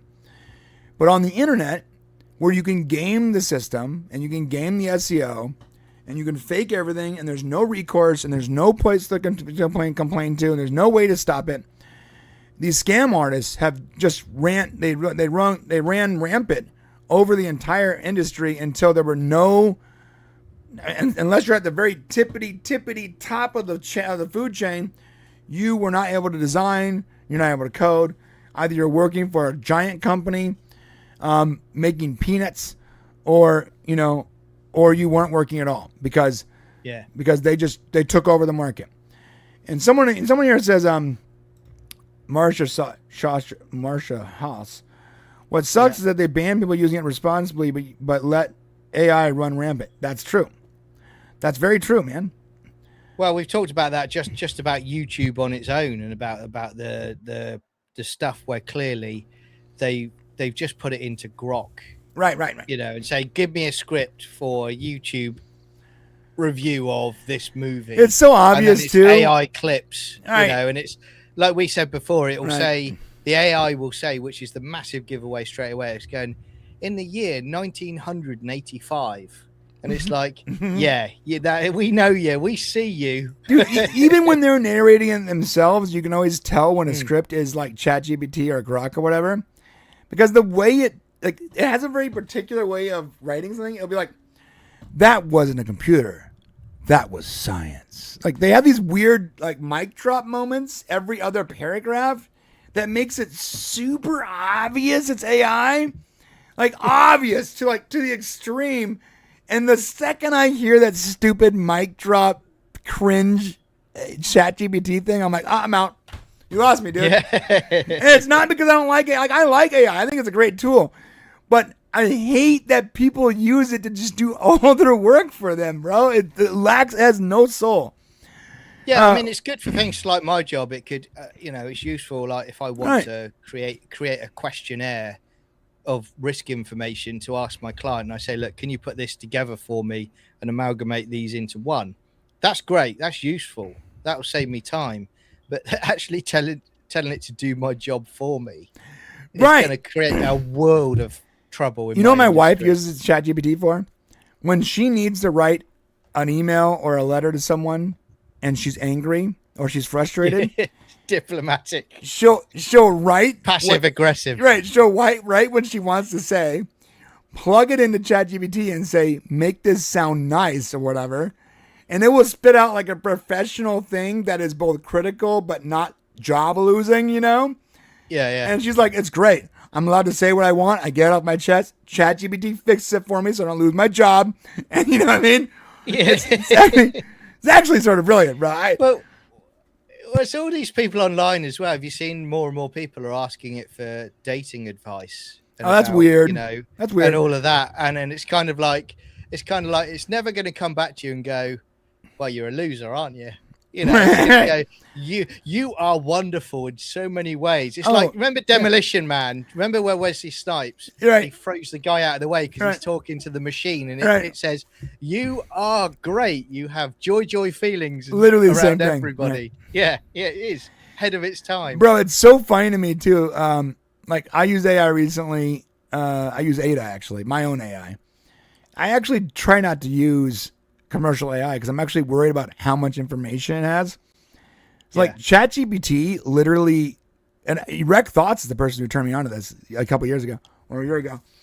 It like remembers everything you tell it, and it's building like a profile on you, bro. Yeah. And as someone who barely ever used ChatGPT, one time on stream, I went to actually ask like what it knew about me, and like it knew things I don't remember telling it, bro. You have 2 kids. You live here. Your wife is. Whoa! Hold up. It's Skynet, hold the phone. It's Skynet. So since then, I've made a new model of the Shane AI, and I call it Ada off of the Agents of Shield thing. It's my favorite AIDA, and Ada has become sort of my go-to AI because it's local, and I know it's not collecting and signing my data. Yeah. Anyways. I used it recently to look up stuff on how to treat my dog. And my dog had puppies, and one of the puppies is like sort of sickly and not eating or whatever. So I described everything and put pictures of its stool and little dog, and I basically treat it like a veterinarian. Here's the deal, guys. It told me exactly what to do. This is actually like blowing me away. It was like boil some chicken, no salt, give it, use a syringe to give it water every few hours.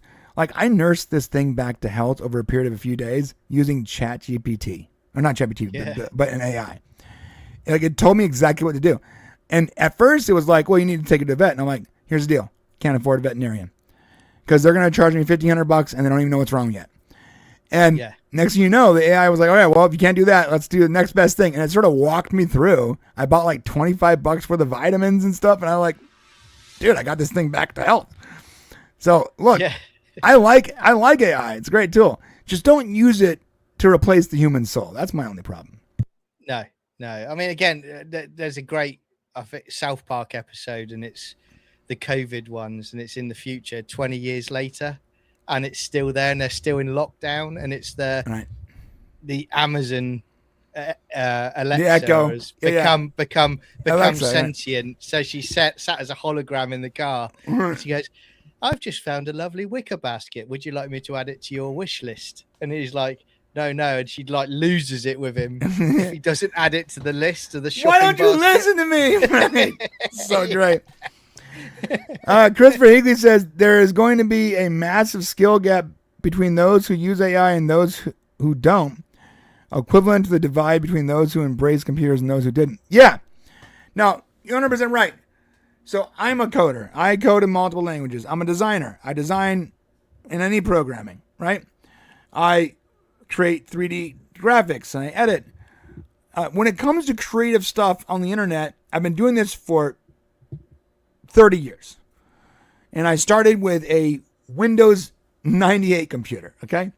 Oh, yeah. I've been creating music, creating graphics, creating websites since HTML, since BASIC. Like, I've been doing this on my own for 30 years, not as a hobby, as a job, as a business. I was making money in high school making websites. I've been doing this for a long, long time. I can do it on my own. But oh my God, does AI make it easier? Yeah. When I need to check like 25 pages to find where one error is on like one of the MixTees templates or one of the MixTees product stores, I don't have to do it myself. I can plug that in to an AI and have it test it and find out where the error is. Like, guys, if you are a coder and not using AI to make your job better, faster, easier, you're missing an opportunity. If you're a designer that decides that you don't want to use AI to do basic things like elements or whatever. Now, I'm not 100% like design's a little different, but I've used AI to generate backgrounds. When I can create a character and all that, sometimes the lighting is a pain in the ass. I can do it, but do I want to? No.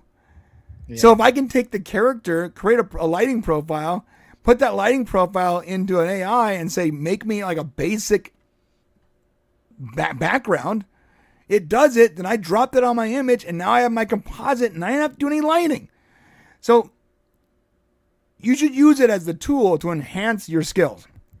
Yeah. And I agree with you. But my problem is there's also going to be a divide against people who don't know how to do it and almost exclusively use AI. And when they lose access to Claude or ChatGPT, and that there's a time that's going to happen. Like, use it while you can, boys and girls, because soon you're going to be priced out of the market. Soon, Google Studio or whatever you're using they're not going to have a free version, and every generation is going to cost you like $7, right? Pretty soon, Claude's going to cost like $200 a month for you to use as a professional, and you're going to be priced out. Pretty soon, ChatGPT is going to cost $200 easily for you to use as a pro. Well, you look at Grok. Or not have access to generations or files or real-time information. There's going to be restrictions because right now they're all losing money. Yeah. I mean, you look at Grok at the moment. I mean, I've had it this week. It cut off because it said, "Oh, you've reached your free capacity on it. Right. But and then it recommends you go to, what is it, Supergrok, which is £40 a month, you know, to have that, and you've got unlimited access. Then there's a tier above that. So it's all coming. By the way, guys, this is why I use a local AI that I made on my own. I will never be priced out of the market. But here's the trade-off. Ready? I can't use my AI and edit video. Brian's got his own Jarvis, basically. I have my own Jarvis. It's Ada. But because my computer, even though it's a great computer, even though it's a very strong computer with an amazing GPU and tons of memory, it's not as strong as a data center, right? So I can't run Ada and edit video, or run Ada, and I can't do anything that uses my GPU while running my Ada, which means I have to shut it down.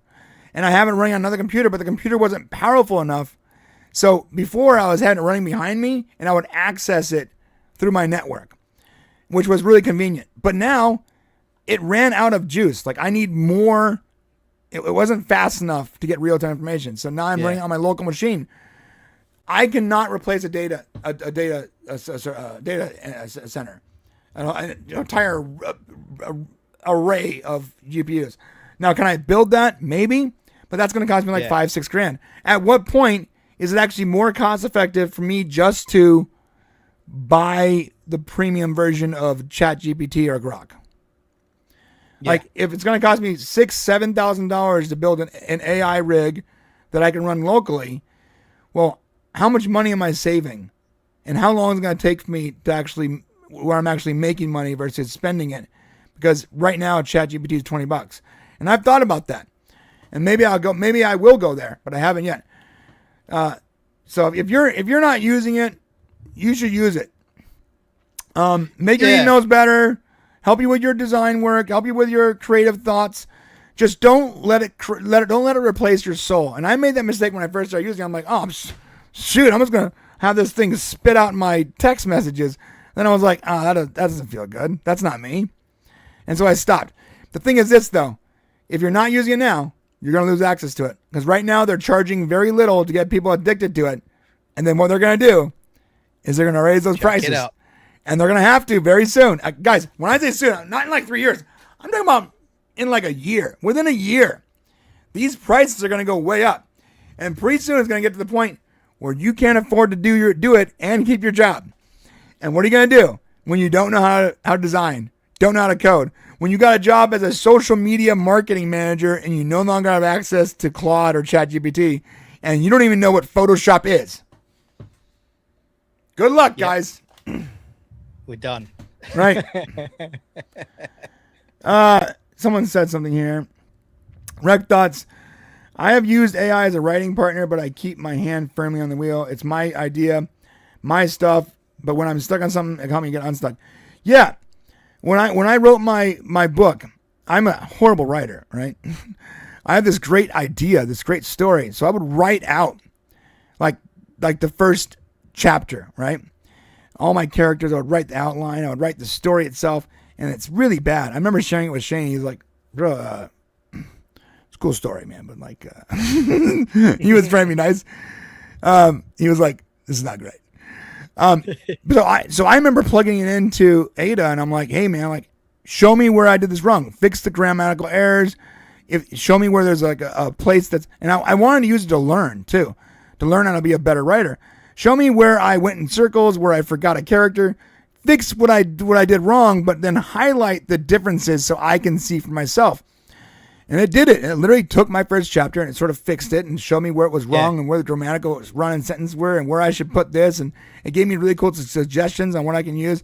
I didn't use any of those suggestions because they sounded sort of cringe, but it was cool. And then I took that, made some changes to it, made it my first chapter, and I rinse repeat. And I noticed that as I got into it, I needed it less and less. And it was spitting out less and less differences between what I was doing and what was good. And I got to tell my story. By the time I got to the end of the book, I wasn't even using it anymore because I felt like I knew what I was doing. So I only used the regular built-in like spell check and grammatical check and Google Docs. And that's how I wrote it. You should use. Why would you not use it for that? It doesn't remove, but using it to write the whole thing for you, that's soulless. Yeah. Exactly. You lose your soul. There's no longer human soul there. And I, again, I have no evidence to support this, but I wouldn't be surprised if there's people in the industry that are using it to write their scripts. I mean, Russell T Davies of Doctor Who is a classic example of that. I mean, part of me thinks it's AI that created a lot of that series. But you've just made me realize, actually, mate, when you mentioned Shane a second ago, I know why he's traveling the country right now. It's just come to me. He's going to every football match for the World Cup, and he's basically correcting everybody who's saying football, and he's saying, no, soccer. He's on a mission. Super chat from Fan Cheered. For older generations, because of formal way we tend to talk right, we do sometimes get asked if using AI when we are not even confident using AI. That's true. And I'll buy that. Here's one thing. I'm gonna get off this AI thing, but here's my thing. Where is the M dash key on your keyboard? You guys know? No idea. Hey, No. If you know where the M dash key is on your keyboard, type it into chat right now. You know why you don't know? But AI does. But AI does. You don't know where it's at, but AI does. And you know what's a dead giveaway? And these pompous, bloated douchebags, and look, I'm not talking about you if it's true, but they always say, "Oh, I've been using the M dash key for years." Really, homie? You've been using the M dash key for years? Guess what? It's like Alt. It's a code you have to do on your keyboard. It's super inconvenient. When you're sitting there typing, you're not going to go Alt 181255, whatever. You're going to use, yes, there isn't one. Thank you, Christopher. There is no M dash key on your keyboard. It's a code. It's Alt 181 whatever. I'm going to look it up now because I want to know. Wow.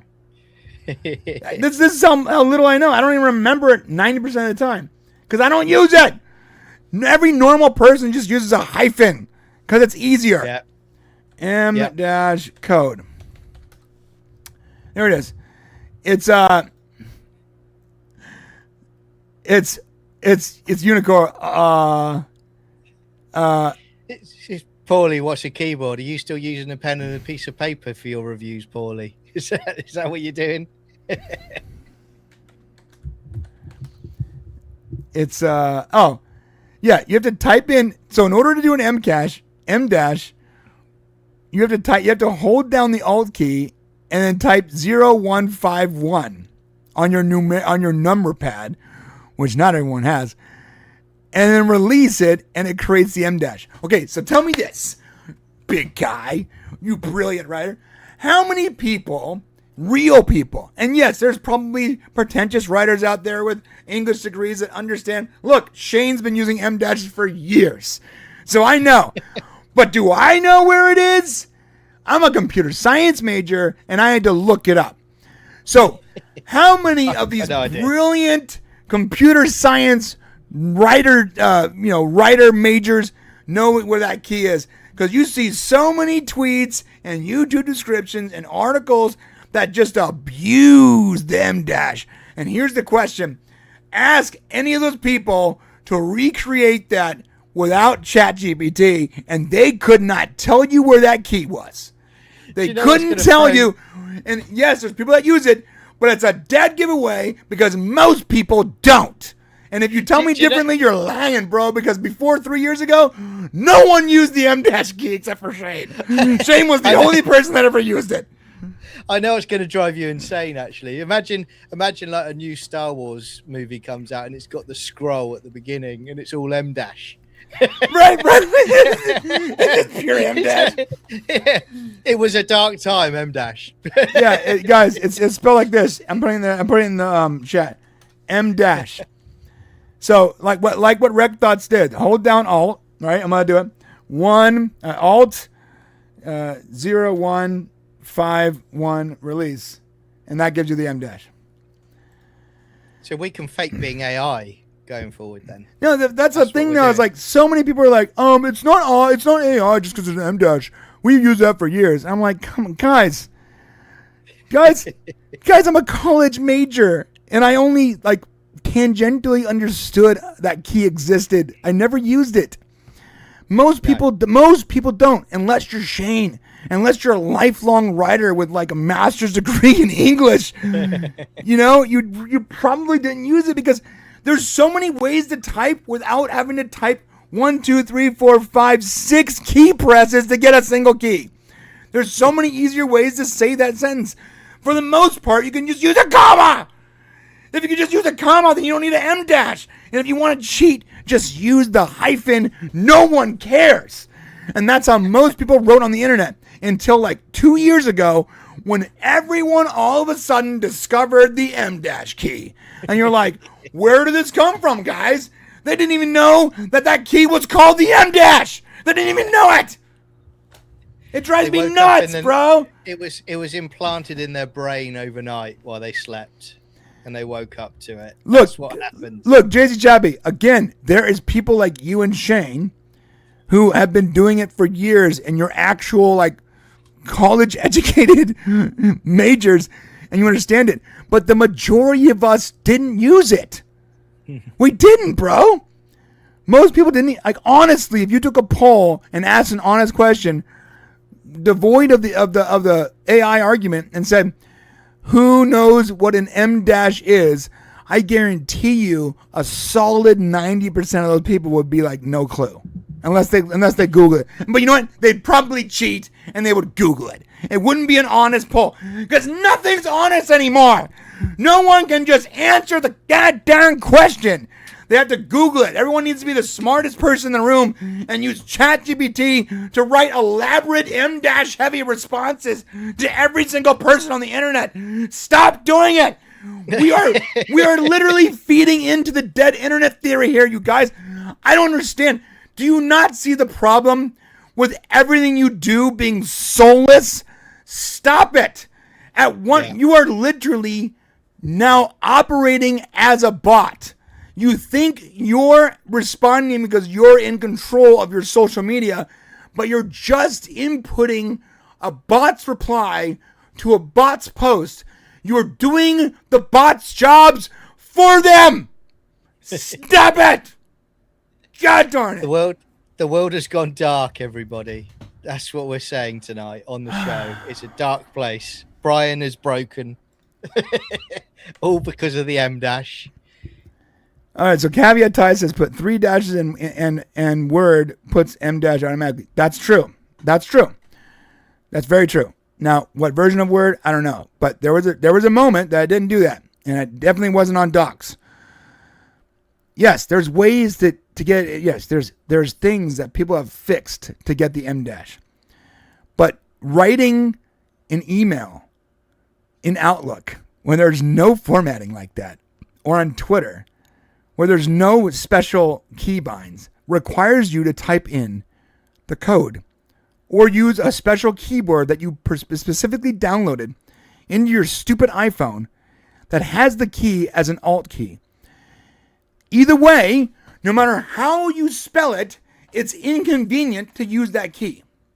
So either you're doing it because you want to be correct and you were taught that way and you're smart, or you don't even know what it is and you're using AI to type everything for you, which means you are literally fueling the dead internet theory. And I don't understand why other people aren't worried about this. At what point, I'm so pissed when I read my Twitter feed and it's like 95% bot replies. It drives me crazy. Because I want a real network. You know what I love about Discord? I know Discord's not full of any bots. It's people I can talk to. But it's not as grand in scope as social media sites. But now all the social media sites have to be just ruled by AI and people wanting to sound as smart as possible, specifically when they're talking about a topic they know nothing about. It drives me nuts, bro. It drives me nuts. God dang it. Okay. I'm done talking about it. That sounds like someone said in the chat, said you've definitely woken up. Yeah, I'm awake. I'm awake. Rec Dots, am I getting to ya yet? Okay. So Rec Dots is really abusing that alt key right now just to mess with me. You know what's funny is I remember like years ago, Shane would write like the titles for our YouTube or stuff on mixed tees and stuff, our descriptions or whatever. And he would use the M- key. And I'm like, bro, can you just use a hyphen, please? That key looks weird. That long key is like, it's long and it's like, it looks weird. It doesn't look good on the copy because it didn't. Like, I had trained my brain over years when I'm using just to use a hyphen. So the super long hyphen, it looked weird to me on screen. And I would always change his copy and I would take away the M- and use a hyphen. And he'd be like, dude, stop doing that. That's not correct. I'm like, yeah, but it looks better. He goes, bro, that's not what hyphens are for. I'm like, I don't care. I want it to look good. And we would argue about it. And again, I wasn't a user of M- and had no idea. I knew what the key was, but I didn't use it. And I didn't even understand. I didn't even know how to type it on a keyboard. But this guy is, because he has like a master's or something in writing. Shane's actually brilliant. Yeah. And he acts like he's not, but he's actually he's a brilliant writer. Mm. The guy has written stuff that I have no interest personally in, like the story like normally wouldn't hit me, but the way he writes it just like sucks me in. The only reason he's not a best-selling writer is because he gets in his own way. If he just like wrote and he took the time to write his brain on paper, he'd be a best-selling writer. And I'm not talking about the Stargate franchise book, like that was. So I'm talking about his stories, his novellas, his real stories. He wouldn't even need YouTube. Like I would lose my partner. If you ever see this, Shane, ignore what I just said, okay? But honestly, monitoring it live. He's like a brilliant writer. So I expect people that are smart and educated and over a certain age to be using that key. I just don't expect everyone to. That's it. And if you think it's a normal thing, ask the Zoomer on X if they know what that key even is, and I bet you $1,000 they don't. Sons and Shadowcast, what's up, Jeff? My dude. He sent one Brain Show gift membership. My guy. All right, we have one more story before we get into the membership section. I just realized that it was already 12. Sorry, it's gonna be a long show because I woke up. So here we are, and y'all are getting me on a bunch of topics that are sending me down side quests. Spiraling. Also, Latino Slant is here. Gamote, cabrón. Okay, all right, Paulie, come on, bro. So I'm actually going to be working with Paulie soon. I'm trying to get this SG1 video done, and then Paulie's going to help me do some kind of, I want to say masculine yoga or something. I don't know what you call it, but basically all my other buddies on YouTube lost a bunch of weight working with Paulie. So and when I'm done with this SG1 video, I'm going to be working with Paulie to do his ninja yoga. And we'll see if all of a sudden on all my tweets it says #body by Paulie. Tattooed across your chest. Yeah, body by Paulie. Yeah, man. Is Paulie not far from you then? Yeah, he's in LA and I'm in Orange. So I'm in Orange County, he's in LA County, so about 30 miles away, 45 miles. I mean, look, okay. It's not far distance, but because we live in Southern California, where there's traffic 17 hours a day, it does take me like an hour and a half to get to him. But in reality, it should take about 20 minutes. That's cool. So, is it you going to be sort of face to face working together, or is he going to be guiding No, we're gonna do it over Zoom, I think, right, Paulie? Because I'm certainly not coming to your house every week. That's too much work. I think it's over Zoom. Anyways, I just gotta get this SG1 thing done so I can actually focus on that. Because whenever I get so I have 2 videos to finish. I have the video, the cursed Stargate video that's coming out next week if I can finish it. This one's actually harder than I thought. So I'm trying to do it in like a style of like a Netflix murder mystery documentary, and it's kicking my ass, dude. It's kicking my butt. But then after that, I'm gonna work with Shane to finish the SG1 dog, And when those things are done, I'm going to have a nice long stretch where I can focus on like day-to-day stuff and working out. And that's when I'm going to hit up Polly. I don't want to hit up Polly. Fit. Is that right? He said Zen Fit. Hashtag Zen Fit. I don't want to hit up Polly and then miss a bunch of appointments and stuff like that. I have a problem with saying I'm going to do something and then not doing it. So if I say I'm going to do it, I'm going to do it, which means I need time to do it. Yeah. Matt McGee said, proud of you, Brian. Looking great, brother. No homo, Lo. Full homo, dude. Full homo. But thank you. I appreciate that. Red Dot says, yeah, in LA, 30 miles is like traveling 70 in Montana. Yeah, it's true. It's true that. I know. I was wondering, the public stream is almost like the members today. Yeah, okay. We have one more story, then we're going to members, so hang in there. JC Chappie for $10 says, I used Grok to build a cover letter to a proposal we were sending, fed a dozen older emails so it can follow my style. After one of your AI rants, I went back and removed the M dashes. Low. My dude. That's what I'm talking about, Chappie. That's what I'm talking about. Screw M dashes, bro. Delete the M dash. Hashtag delete M dash. You're on a fitness thing like me at the moment because I've lost 14 pounds in the last sort of 5 weeks. Yeah, 6 weeks. That's awesome, bro. And that's literally been doing sort of chicken and rice and doing weights and cardio and yeah. No, so, I'm slimming down, man. I mean, obviously I'm not remotely slim, but I've lost. You have lost. I can tell you've lost it. I've lost about 15, maybe 18 pounds. That's really good. And no chemicals, bro. I'm just basically torturing myself. So yeah, it's a lot of freaking bland proteins, and it makes me really agitated, like super irritable.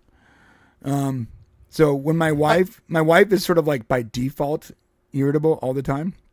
I'm usually the peacemaker in our relationship. 23 years, right? I'm the one who like keeps the peace. So when she comes home and she's in one of her moods, I don't have like any defenses right now. So I'm like, it's almost like I quit smoking or something. I'm like super irritable because my body craves salt and fats and sugars. And when it doesn't get it, it gets really angry with me. And when it gets angry with me, it removes my ability to like reason. And when my wife gets home and she's in like this a bad mood, or she's just normal, like her normal default is like slightly irritable, and it just sort of spirals. So I'm having to remind myself actively, like, it's cool, bro. Think before you react. Think right now, and I'm a Christian, so I pray and I go, think before you react. Think before you react. And I'm trying to like change my lifestyle, regardless of my mental defenses. And I do believe that this is not sexist to say this, but I believe that men have a very unique ability to control their emotions with logic. And knowing that, I try to use logic to sort of control my emotions, because you can't be responsible for someone else's actions, but you are responsible for the way you react to someone's actions. And once you realize that your sole responsibility is the way you react, then you can shape the entire narrative. You can shape the future because you can react in a way that is controlled. Jordan Peterson once said, and I love this line, a passive man is not a good man. A good man's a dangerous man who knows how to control that monster. And I'm paraphrasing. Basically, you don't have to be some soy boy beta cuck to be a good man. And what makes a good man is not someone who can't be dangerous. What makes a good man is someone who is dangerous and chooses to control that danger, chooses to control that strength, and only use it in defense of the people that has been entrusted to him, his family, his friends. That's what makes a good man. Someone who is dangerous but controls that strength. Every day, mate, I'm a live wire. I really am. Walking down the street, I'm like a man on the edge. Head on a You swivel. know, I'm like, you know, an old lady walks past me and accidentally brushes my arm. Like, what do you say to me? What?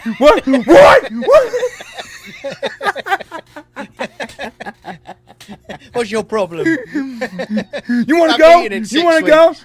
Oh, blimey. Yeah. I've been on chicken and rice for 6 weeks. You got a problem? I've eaten nothing but boiled chicken this week. Get out of my face, lady. I could kill you with my thumb. In fact, I already have. Latino Slant says, that's not sustainable. Let's talk right. Yeah, I already know that. I know that, bro. I know that, which is why as soon as I'm done with all this work, I'm going to commit to your thing, because I already recognize that I cannot sustain this level of energy. So this Zen fit that Paulie's on about then, is this, I'll have to look it up, is this like a martial art then? Sorry. I don't know. All I know is that the people that he's worked with have lost and kept that weight off. So they've lost weight and kept the weight off, and they look great. And it's not like some weird like GLP. Here's my problem with like the GLP chemicals. I have no, like, if you take them, I have no problem with that. Some people need them, and some people take super low doses, and that helps them sort of control their food noise and sort of get on track, and which is great. But the people that are like just pounding GLPs like some kind of heroin addict, it's confusing to me. You realize that there's no long-term studies on what this stuff does to your body, to your liver. It wasn't designed to take over 5 milligrams. It was designed for diabetes patients, diabetics, and it was designed for low doses, like under 2 milligrams. And people are just like pounding this, like doing triple the dose, bro, to lose like 10 pounds. It's confusing. I don't know why you do that to yourself. Yeah, I was out with my brother in the week, and he had some friends down, and they were talking to me about the fact that they've gone on Ozempic. They're paying for it, and I sort of said to them, I said, look, you do you, it's your life, but can you explain to me why? I said, because I'm an old-fashioned kind of guy. I think grafting it and pounding it and getting down to that weight that I want to be, that's the reward for me. I'm really proud of myself when I get there, not, you know, sticking it in. And I said to you, I'm a diabetic, but I don't want to take it. There's some people that do need it though. There's some people that are very, very large. Yeah. They're like they're genetically sort of more likely to gain fat because they're from like Scandinavia or the Viking or whatever. Yeah. And they live in a world that wasn't made for them. Like, honestly, my genetic line was not meant to live in a freaking desert next to a McDonald's. It wasn't, bro. My genetic line are Inuit, like I come from essentially Eskimos, Jews, and cold environment white people, okay? So you put me into an environment that is completely opposite of all my ancestors. Give me access to all the food and all the calories I can ever want and an air conditioning. Then you put me in a bad position where only my willpower alone will keep me from gaining weight. Because my people grew up eating whale fat and fish once a week. So I am not designed genetically to live near a freaking McDonald's. But I do. Right? I do. I live near, and I can have food anytime I want. So only pure willpower will help me stay healthy. Yeah. So some people need it, bro. Willpower, just sleep. Right, and sleep. That's what I do. Yeah. Okay, let's do one more story before we go. We want to talk about, we need to save Stargate. Oh, yeah, save Stargate. Yeah. Let me pull that up, dude. Save Stargate, everybody. Let me get the skinny on this real quick. Yeah, but Jews are from the desert. Yeah, that's true. I'm like 16th Jewish, so that's not, or Hebrew. That's not right. That's not great. I'm mostly, English and Inuit. That's most of my bloodline. I think there might be a little like Mexican in there somewhere, but My ancestry thing was weird. It was like 2% this and 1% that, but it was like mostly it was Inuit, Mongolian, and English or Scandinavian or whatever. Okay. Stargate. Did we already talk about Moana too? We did, right? No, we didn't. Oh, we gotta talk about that too. Damn it. Yeah. Yeah, we gotta talk about that. So let's talk about Moana first, then Stargate. All right, another 20 minutes, then we'll do the member stream. All right, so first of all, Moana, I saw it last night, and what I'm seeing right now from global box office is Moana live action remake is bombing harder than expected, making officially only 13.9 million on Friday and 4.5 million in previews. As they said before, those 60 million projections reported by trades have long been unrealistic. It'll barely make 40 million this weekend. Okay. And this is from my boy, and I love that I can say that because I didn't grow up in my late teens, early 20s. I was literally watching this guy on G4 Tech TV. And now I know him and I can talk to him on the phone, which is great. Chris Gore said Moana is getting Supergirl. And here's the thing. He's right.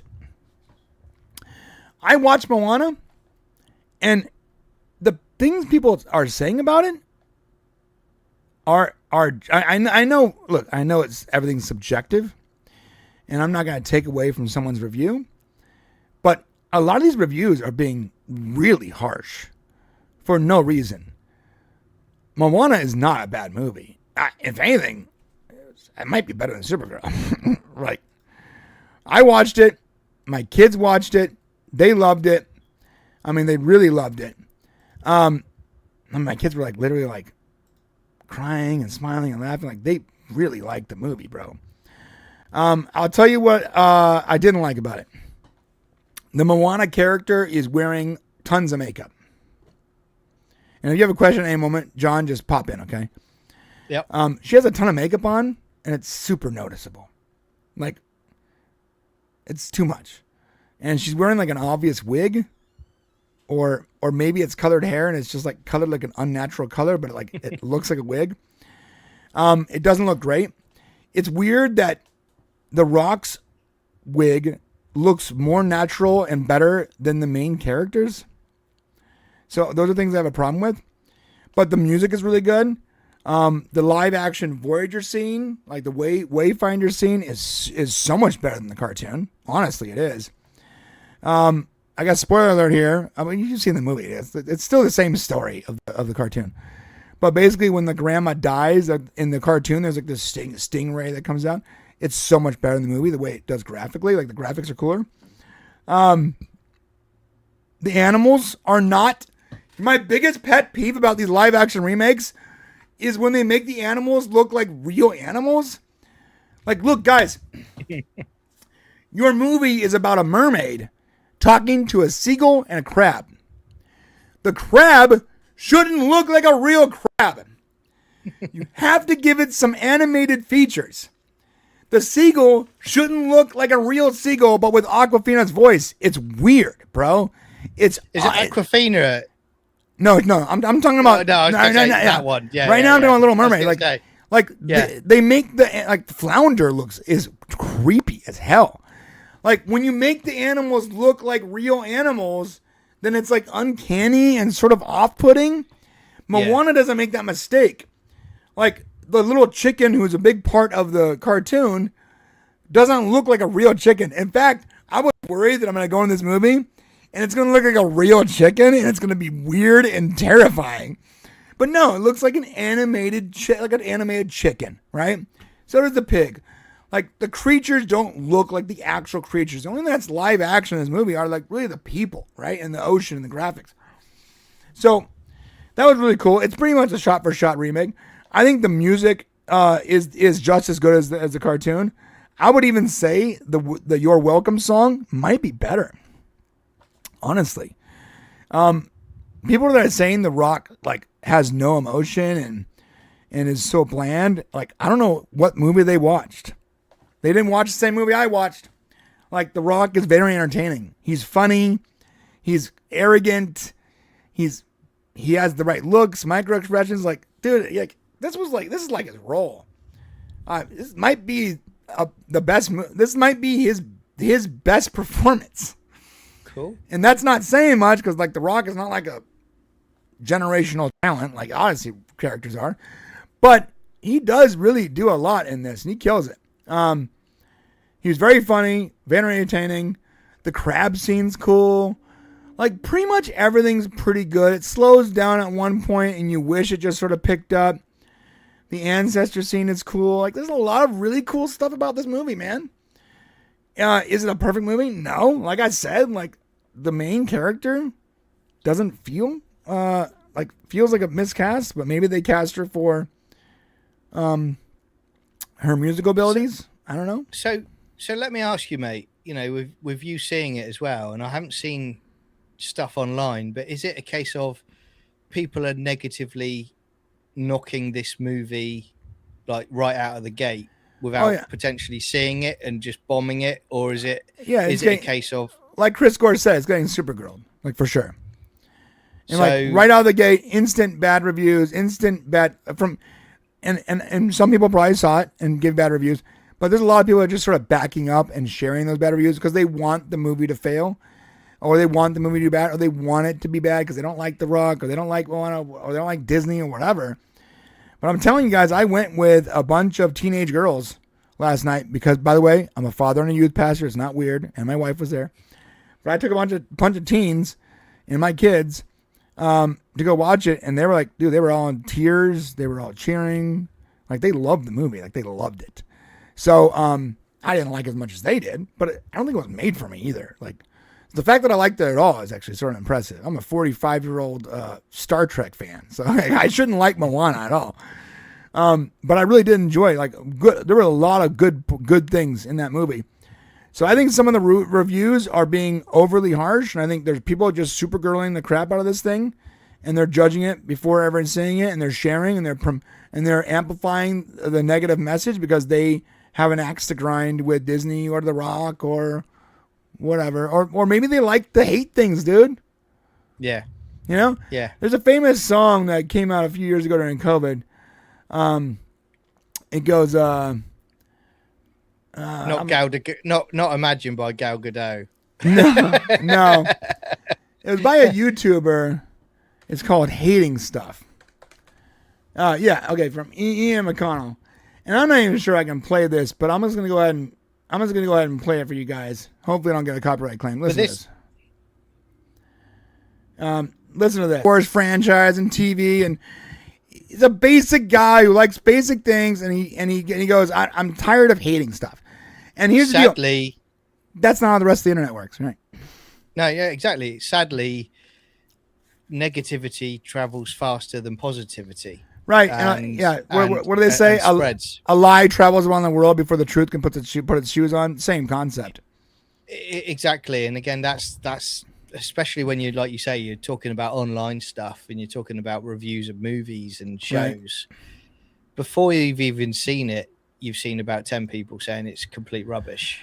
Right. Know? And again, they can do them. That's up to them. But for me, there are things that I don't like, but I will generally give something a fair crack. Right. And then make my decision. I mean, for crying out loud, we went through 8 weeks of Star Trek Academy, for crying out loud. Hey, we tried for the first few episodes. Yeah, we did. We tried.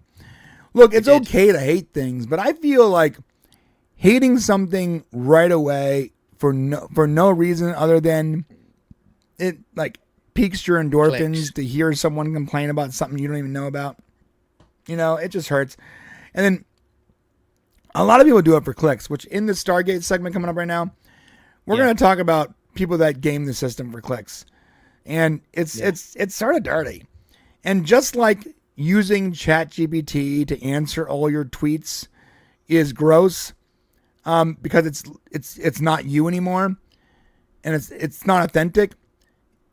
Creatives that only follow the algorithm down spiraling levels of anger and rage is gross. It sucks the soul out of everything, and it doesn't make you look authentic. It just makes you look like a douchebag. There's gonna be times that you hate things, and you should say so, but there should be times you like things too. And if you just always hate everything, and all you ever talk is how much you hate everything, then at what point do people stop buying your bullcrap and go, "Oh, this guy's just a rage merchant"? Because it can't be everything sucks. Well, and if everything does suck, then like, dude, you're depressed and you need to seek some help. Well, especially after, also you find with certain scenarios like that where they contradict themselves as well. Right. The history is, well, hang on a minute. 2 weeks ago, you were saying something completely different, but hang on a minute, you've conveniently just hidden that segment. Right. Now you're talking about this new segment. It's authenticity, I suppose. And we're going to talk about that next. Let's wrap up Moana real quick. Bottom line is, I enjoyed Moana. I enjoyed it as much, probably more than I even enjoyed Supergirl. And here's the important part. My kids and their friends loved it. And that movie was made for them. It wasn't made for me. So if I enjoyed it and they loved it and they were super emotional about it, I think that it can go far. Now, will it go far? I don't know. Because it's being so negatively impacted by the online community that it's even reaching normies. And when normie parents get the word that something sucks, they tend to not put a lot of importance on spending $60 to take their kids to see that movie now. So it's gonna affect the box office, which sort of sucks because the movie is not bad. In fact, it's more, like I said, more enjoyable than Supergirl, and I think that young kids are really gonna get a kick out of it. There's a lot of funny stuff. There's a lot of funny stuff in this movie, and the Rock is great, dude. Like, well, as I said to you earlier in the show, mate, and we talked about it before, I've not seen the animated movie. Mm-hmm. I've not seen this movie, but I will watch both of them.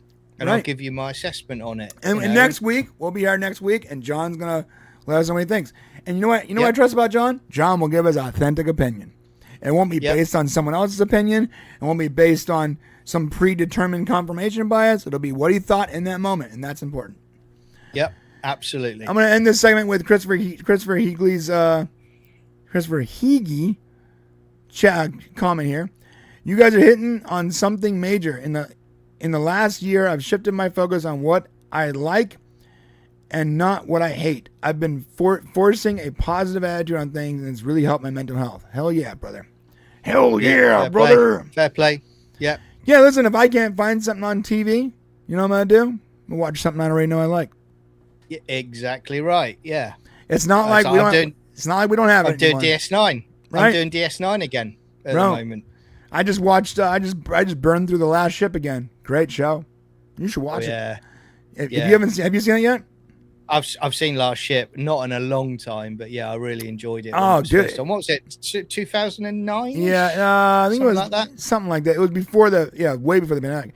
You know what it reminds me of? It reminds me of like if they made Star Trek, but on a ship in the ocean. Yeah. Yeah, like it's so good. The last bastion, the last hope. Right, and it reminds me of like the starship floating through the anime. It's great. It's great show. So I just finished that, and I might give Ted Lasso a watch now because my wife is sort of yeah. When I saw my wife pick it up, I was like, might go for it again. Maybe Mythic Quest. I just finished Star Trek Voyager again. I watched that all the way through. Just fantastic stuff. I love Voyager, and just the ending is just great. I do Voyager's love that great. Final episode, Endgame. It's great. Because I did the documentary last year on Voyager, I have to wait a little while to watch it again because I had watched the entire series right before the documentary. Yeah. So in order for me to really enjoy it, Christopher Eagley says, I'm late to the party as usual, but I just started watching Fringe, and I'm kicking myself for taking so long to watch it. Yeah, Fringe, great show. A lot of good stuff out there. To watch it, I need to watch it. You said this to me. I watched about 4 episodes when it was first on. I was like, I wasn't digging it, but you and other people have said, no, you got to push on with it because it gets really good. So I need to. Yeah, that first season is rough though, yo. It is. It's a drag. It's sort of slow. It's building like this Yeah. fantastical world, and it's holding a lot back in order to make it more appealing, and it's noticeable how Dragons and Drags. Jay-Z Chappie for $5 says, I don't hate things anymore. Now I just don't care, and if I find old Art Bell broadcasts on YouTube, hashtag Save Stargate. Hell yeah. Oh yeah, I mean, I'm subscribed to. I don't know if you got it, but I'm subscribed to the Coast to Coast AM app. Oh, I was getting that next. Let us know what you guys think in the chat, in the comment section about Moana. Have you seen it? Are you going to watch it? Let us know. Give us your thoughts right away, and it's okay to not like it. It's okay to hate it even. All I'm saying is don't hate everything. Don't hate everything. Let's go. 100%. Okay, what were you saying about Art Bell? Because I have the Coast to Coast YouTube. Well, there's actually an app you can get on your phone, and it's Coast to Coast AM, and you subscribe to it, and it's got the entire library of everything they've done on there with Art Bell and the future stuff. It's fantastic. No joke. It really is. Yeah, it's good. I constantly listen to it. I mean, again, I've gone back. I mean, Y-Files talked about it as well, but it's just when they talked about the guy that said he was from the future and he traveled back in time. Oh, and stuff. yeah. They are fantastic. Art Bell. Yeah, you guys check it out. Episodes. They're great. Yeah, he was the go. Okay, guys, listen, we're going to be going to the member section in 15 minutes. I'm going to put that timer on screen right now. Our last story is going to be Stargate. We're probably going to talk about that for about 10 minutes, the Save Stargate thing. I know we saved it to the end, but, we don't want to overdo it. We're going to talk about Stargate. We're going to talk about some of the people out there sort of abusing it. And then we're going to go to the member section. If you want to become a member, hit the join button bottom left, because just like John's shirt, we get Freaking naughty. And we do about an hour in there, and you guys come hang out with us. That gets a little more unhinged, a little more loose, a little less structured. Hats off Saturday. Yeah, a little hats off. So I'm starting that timer right now. Then we're going to go right into hashtag Save Stargate. Here we go. Whew. Okay. Okay, let's talk about hashtag Save Stargate. The Save Stargate campaign is in full effect still. We are not letting up. And it seems, for a minute, it seemed like people were letting up. And really, it's not that we're letting up. It's just that, at some point we have to go back to work.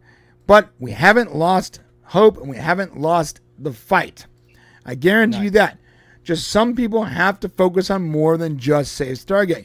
So while we're also hashtag Save Stargate on everything we do, and I'm making videos about Stargate, and I'm putting a lot of content out about Stargate, and other people are too. Some people have probably slowed down a little bit so they can get actual work done and feed their families, but we haven't stopped the mission. The mission is still the same. We are trying to hashtag Save Stargate. And on the petition, we are up to 113,000 verified signatures. Hello. 113 verified signatures, 113,000. Crazy number there. And that's gone up about 13,000 since the last time we talked about it, which means we're still going, baby. And we're still sharing it, and we're still loving it, and everything is still working. Now, if we go to SaveStargate.com, I want to show you guys this right now.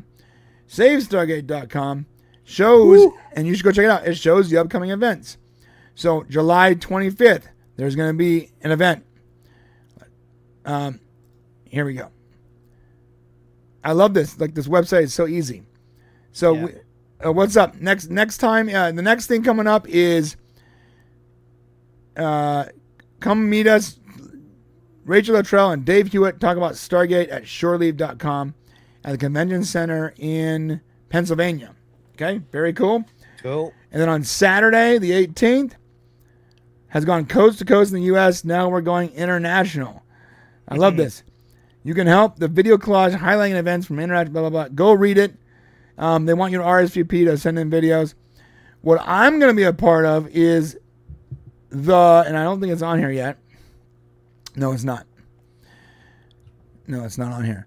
What I'm going to be a part of is what's going to be going on, and I'll tell you the exact date.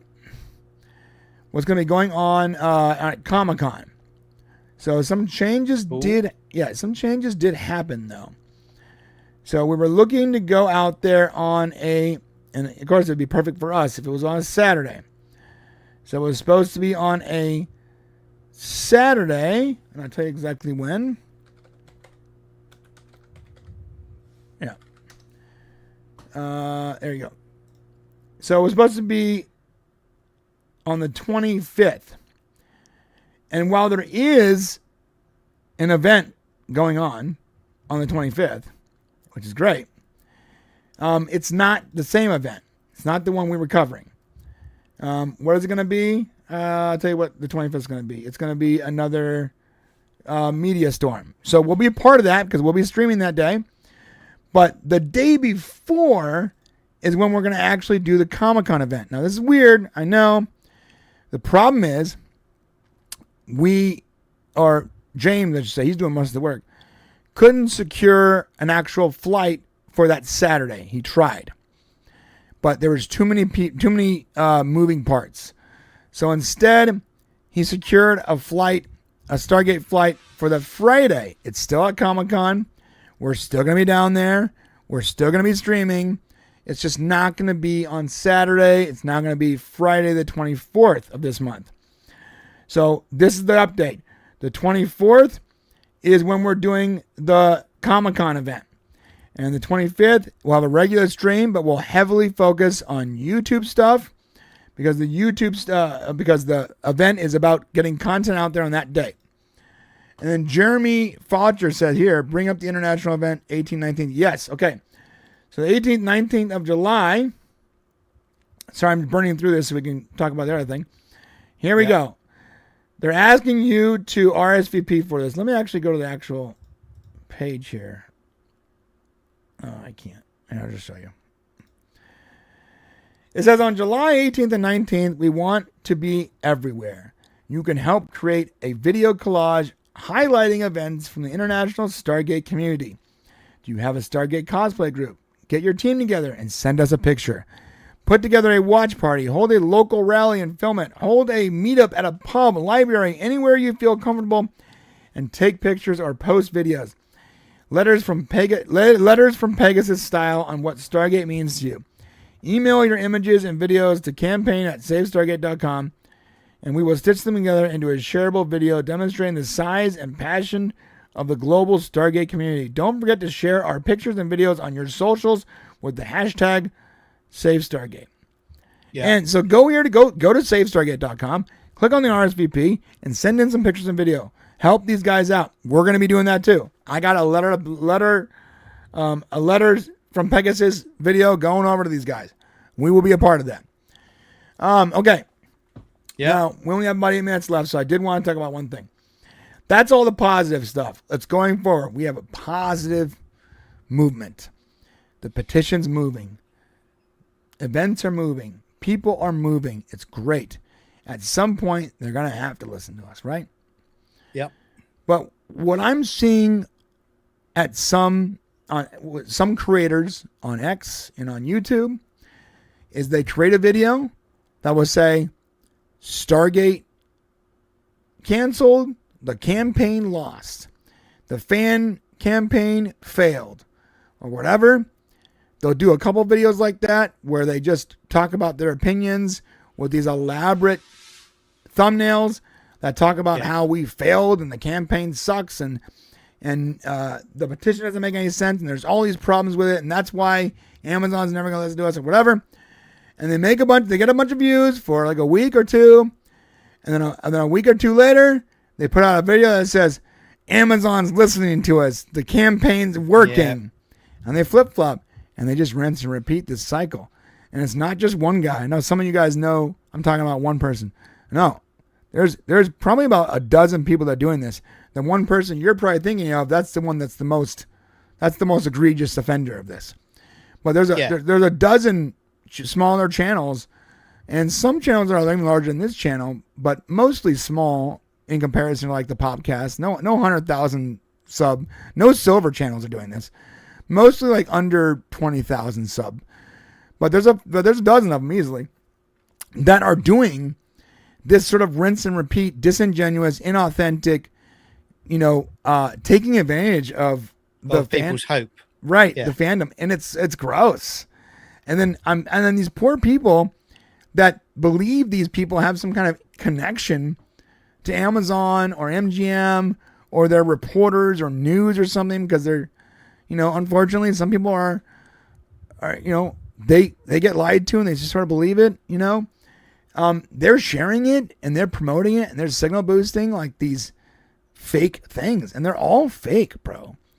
Yeah. I'm telling you right now, as someone who actually has a connection to someone at Amazon Studios and who knows who knows Joseph Malazzi, and I've talked to these people, and I'm in the inner circle. I'm in the private Discord groups. I'm in the group chats. I'm in there. I'm telling you right now, these people don't have those connections. And if I was told by someone that Amazon acknowledged us and told us it's not going to happen, I would just come and tell you that. I would tell you exactly. I wouldn't even hide my source. Like, what's the point? My source is only there because it's Stargate. So if it's over, it's over. Here's my source. I would tell you right away. And if it was positive, I would tell you. I'm in the inner circle. Like I'm part of those groups, dude. And it's easy to bullshit though. That's the trouble. Right. I could do a video tonight after this show, and I could go, oh yeah, Stargate is definitely coming back. All the production team are coming back. It's going to be starting and setting up again in the next few weeks. Everything's hunky-dory, brilliant. I could do that easily. And right. I'm not being funny. I would probably get thousands of clicks on that just by doing it. 100%. Especially if I helped you with the thumbnail and made it super crazy, like outlandish and clickbait. Yeah, exactly. But I won't do that to people. Yeah. And again, these people, you do you. But quite frankly, I just think these people keep doing this, and again, I know why they're doing it, because it's all about the monetization on YouTube. Yeah, it's they want to making that coin. Yeah, they got to make that money. Exactly, and again, it's quite frankly, and some of them probably need it, bro. They probably need the money. That this might be their only gig, and it's hard to even hate the player when that's how the game is played. But what I'm telling you is to be a better player. And don't play the way the game is played. Shape the game, right? Shape the game. Be authentic. Rise above the algorithmic AI nonsense and be an authentic person. And maybe it will take you longer to get where you're going. And that's possibly true. I saw a quote the other day. It says like, it's taking me longer to go where I'm going because I didn't screw anyone over and I'm doing it the right way. And you know what? Maybe that's the case.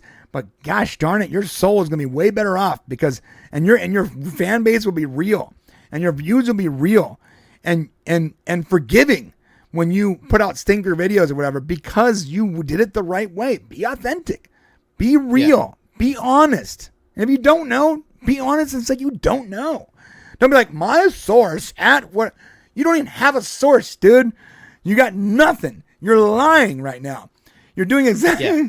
I'm not going to bring up anyone's names. I almost brought up someone's name. I know. Exactly that. And again, the thing that I find staggering with this is, like you say, like we were saying, they change their viewpoints within a few weeks and nobody seems to call them out on it. You get people retweeting them and going, so-and-so said that, that's that. And it's like, well, yeah, but they've been wrong on 4 or 5 separate occasions. Why are you not using that as data? 25 occasions. As viable? Yeah, dozens of occasions. They've been wrong for years.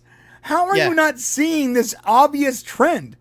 Because you know what? People are not as chronically connected, I think, as you and I are, John. Because we do this as like both a hobby and a job. So we're not like super connected to it all the time.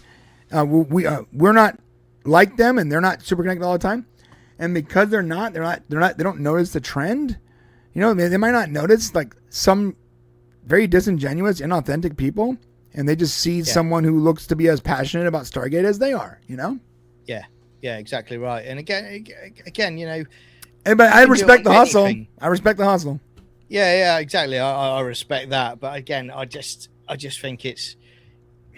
You're taking advantage of people that are trying to have that hope that it is coming back, and I don't like that. It's false. It is grifting. That's what it is. 100%. That's YouTube. That's like you said. That's the way the game's played by a lot of people. Try this if you're watching. But no, if you're watching on YouTube, John's right. If you're watching on YouTube and you see someone make a definitive statement about Stargate, click on the video tabs on their channel and look at other definitive statements they made. Find the trend and you'll see if someone's decision, inauthentic or not. Yeah. All right, real quick. Yeah. Suns and Shadows cast. Thank you for becoming a member. Thank you, Jeff, my dude. Fan Cheered said Instagram posts improved daily, count 900 to 1200. Fan Cheered is doing a cameo campaign. And some people ask me to stop promoting this. Look, I don't feel like I'm promoting it when I'm saying I think it's cool. I don't know who Fan Cheered is. I don't know the group of people that run that account. And I frankly don't really care. They've never asked me for any money. So some people are saying that they're scamming people. I haven't seen evidence of that. Here's what I see. They are actively getting people to buy cameos. And if a scam is to buy cameos from Rachel Luttrell and other Stargate members, then I'm not sure what the scam is. You can just ignore them if you don't like it. But I actually sort of like the cameos. Basically, they get a bunch of Stargate people. Like for this one, for our Stave Stargate cameo buys, got our Nicole DeBure, Kate Hewitt orders, gave away 2 pending youth audience advocacy and 1 for Rainbow Sun something. Thank you for this. By the way, thank you for the super chat, Fanchard. Fanchard also said our own funds cut from Amazon shopping for cameo to buy 25,000 commitment by our small group of semi-retired female friends. Sorry, I was calling you bro earlier. I guess sis. And sharing at 12:30 p.m. PST. We're watching Stargate SG-1. Adios, muchachos! See you in the member section. Hey, see you in a bit.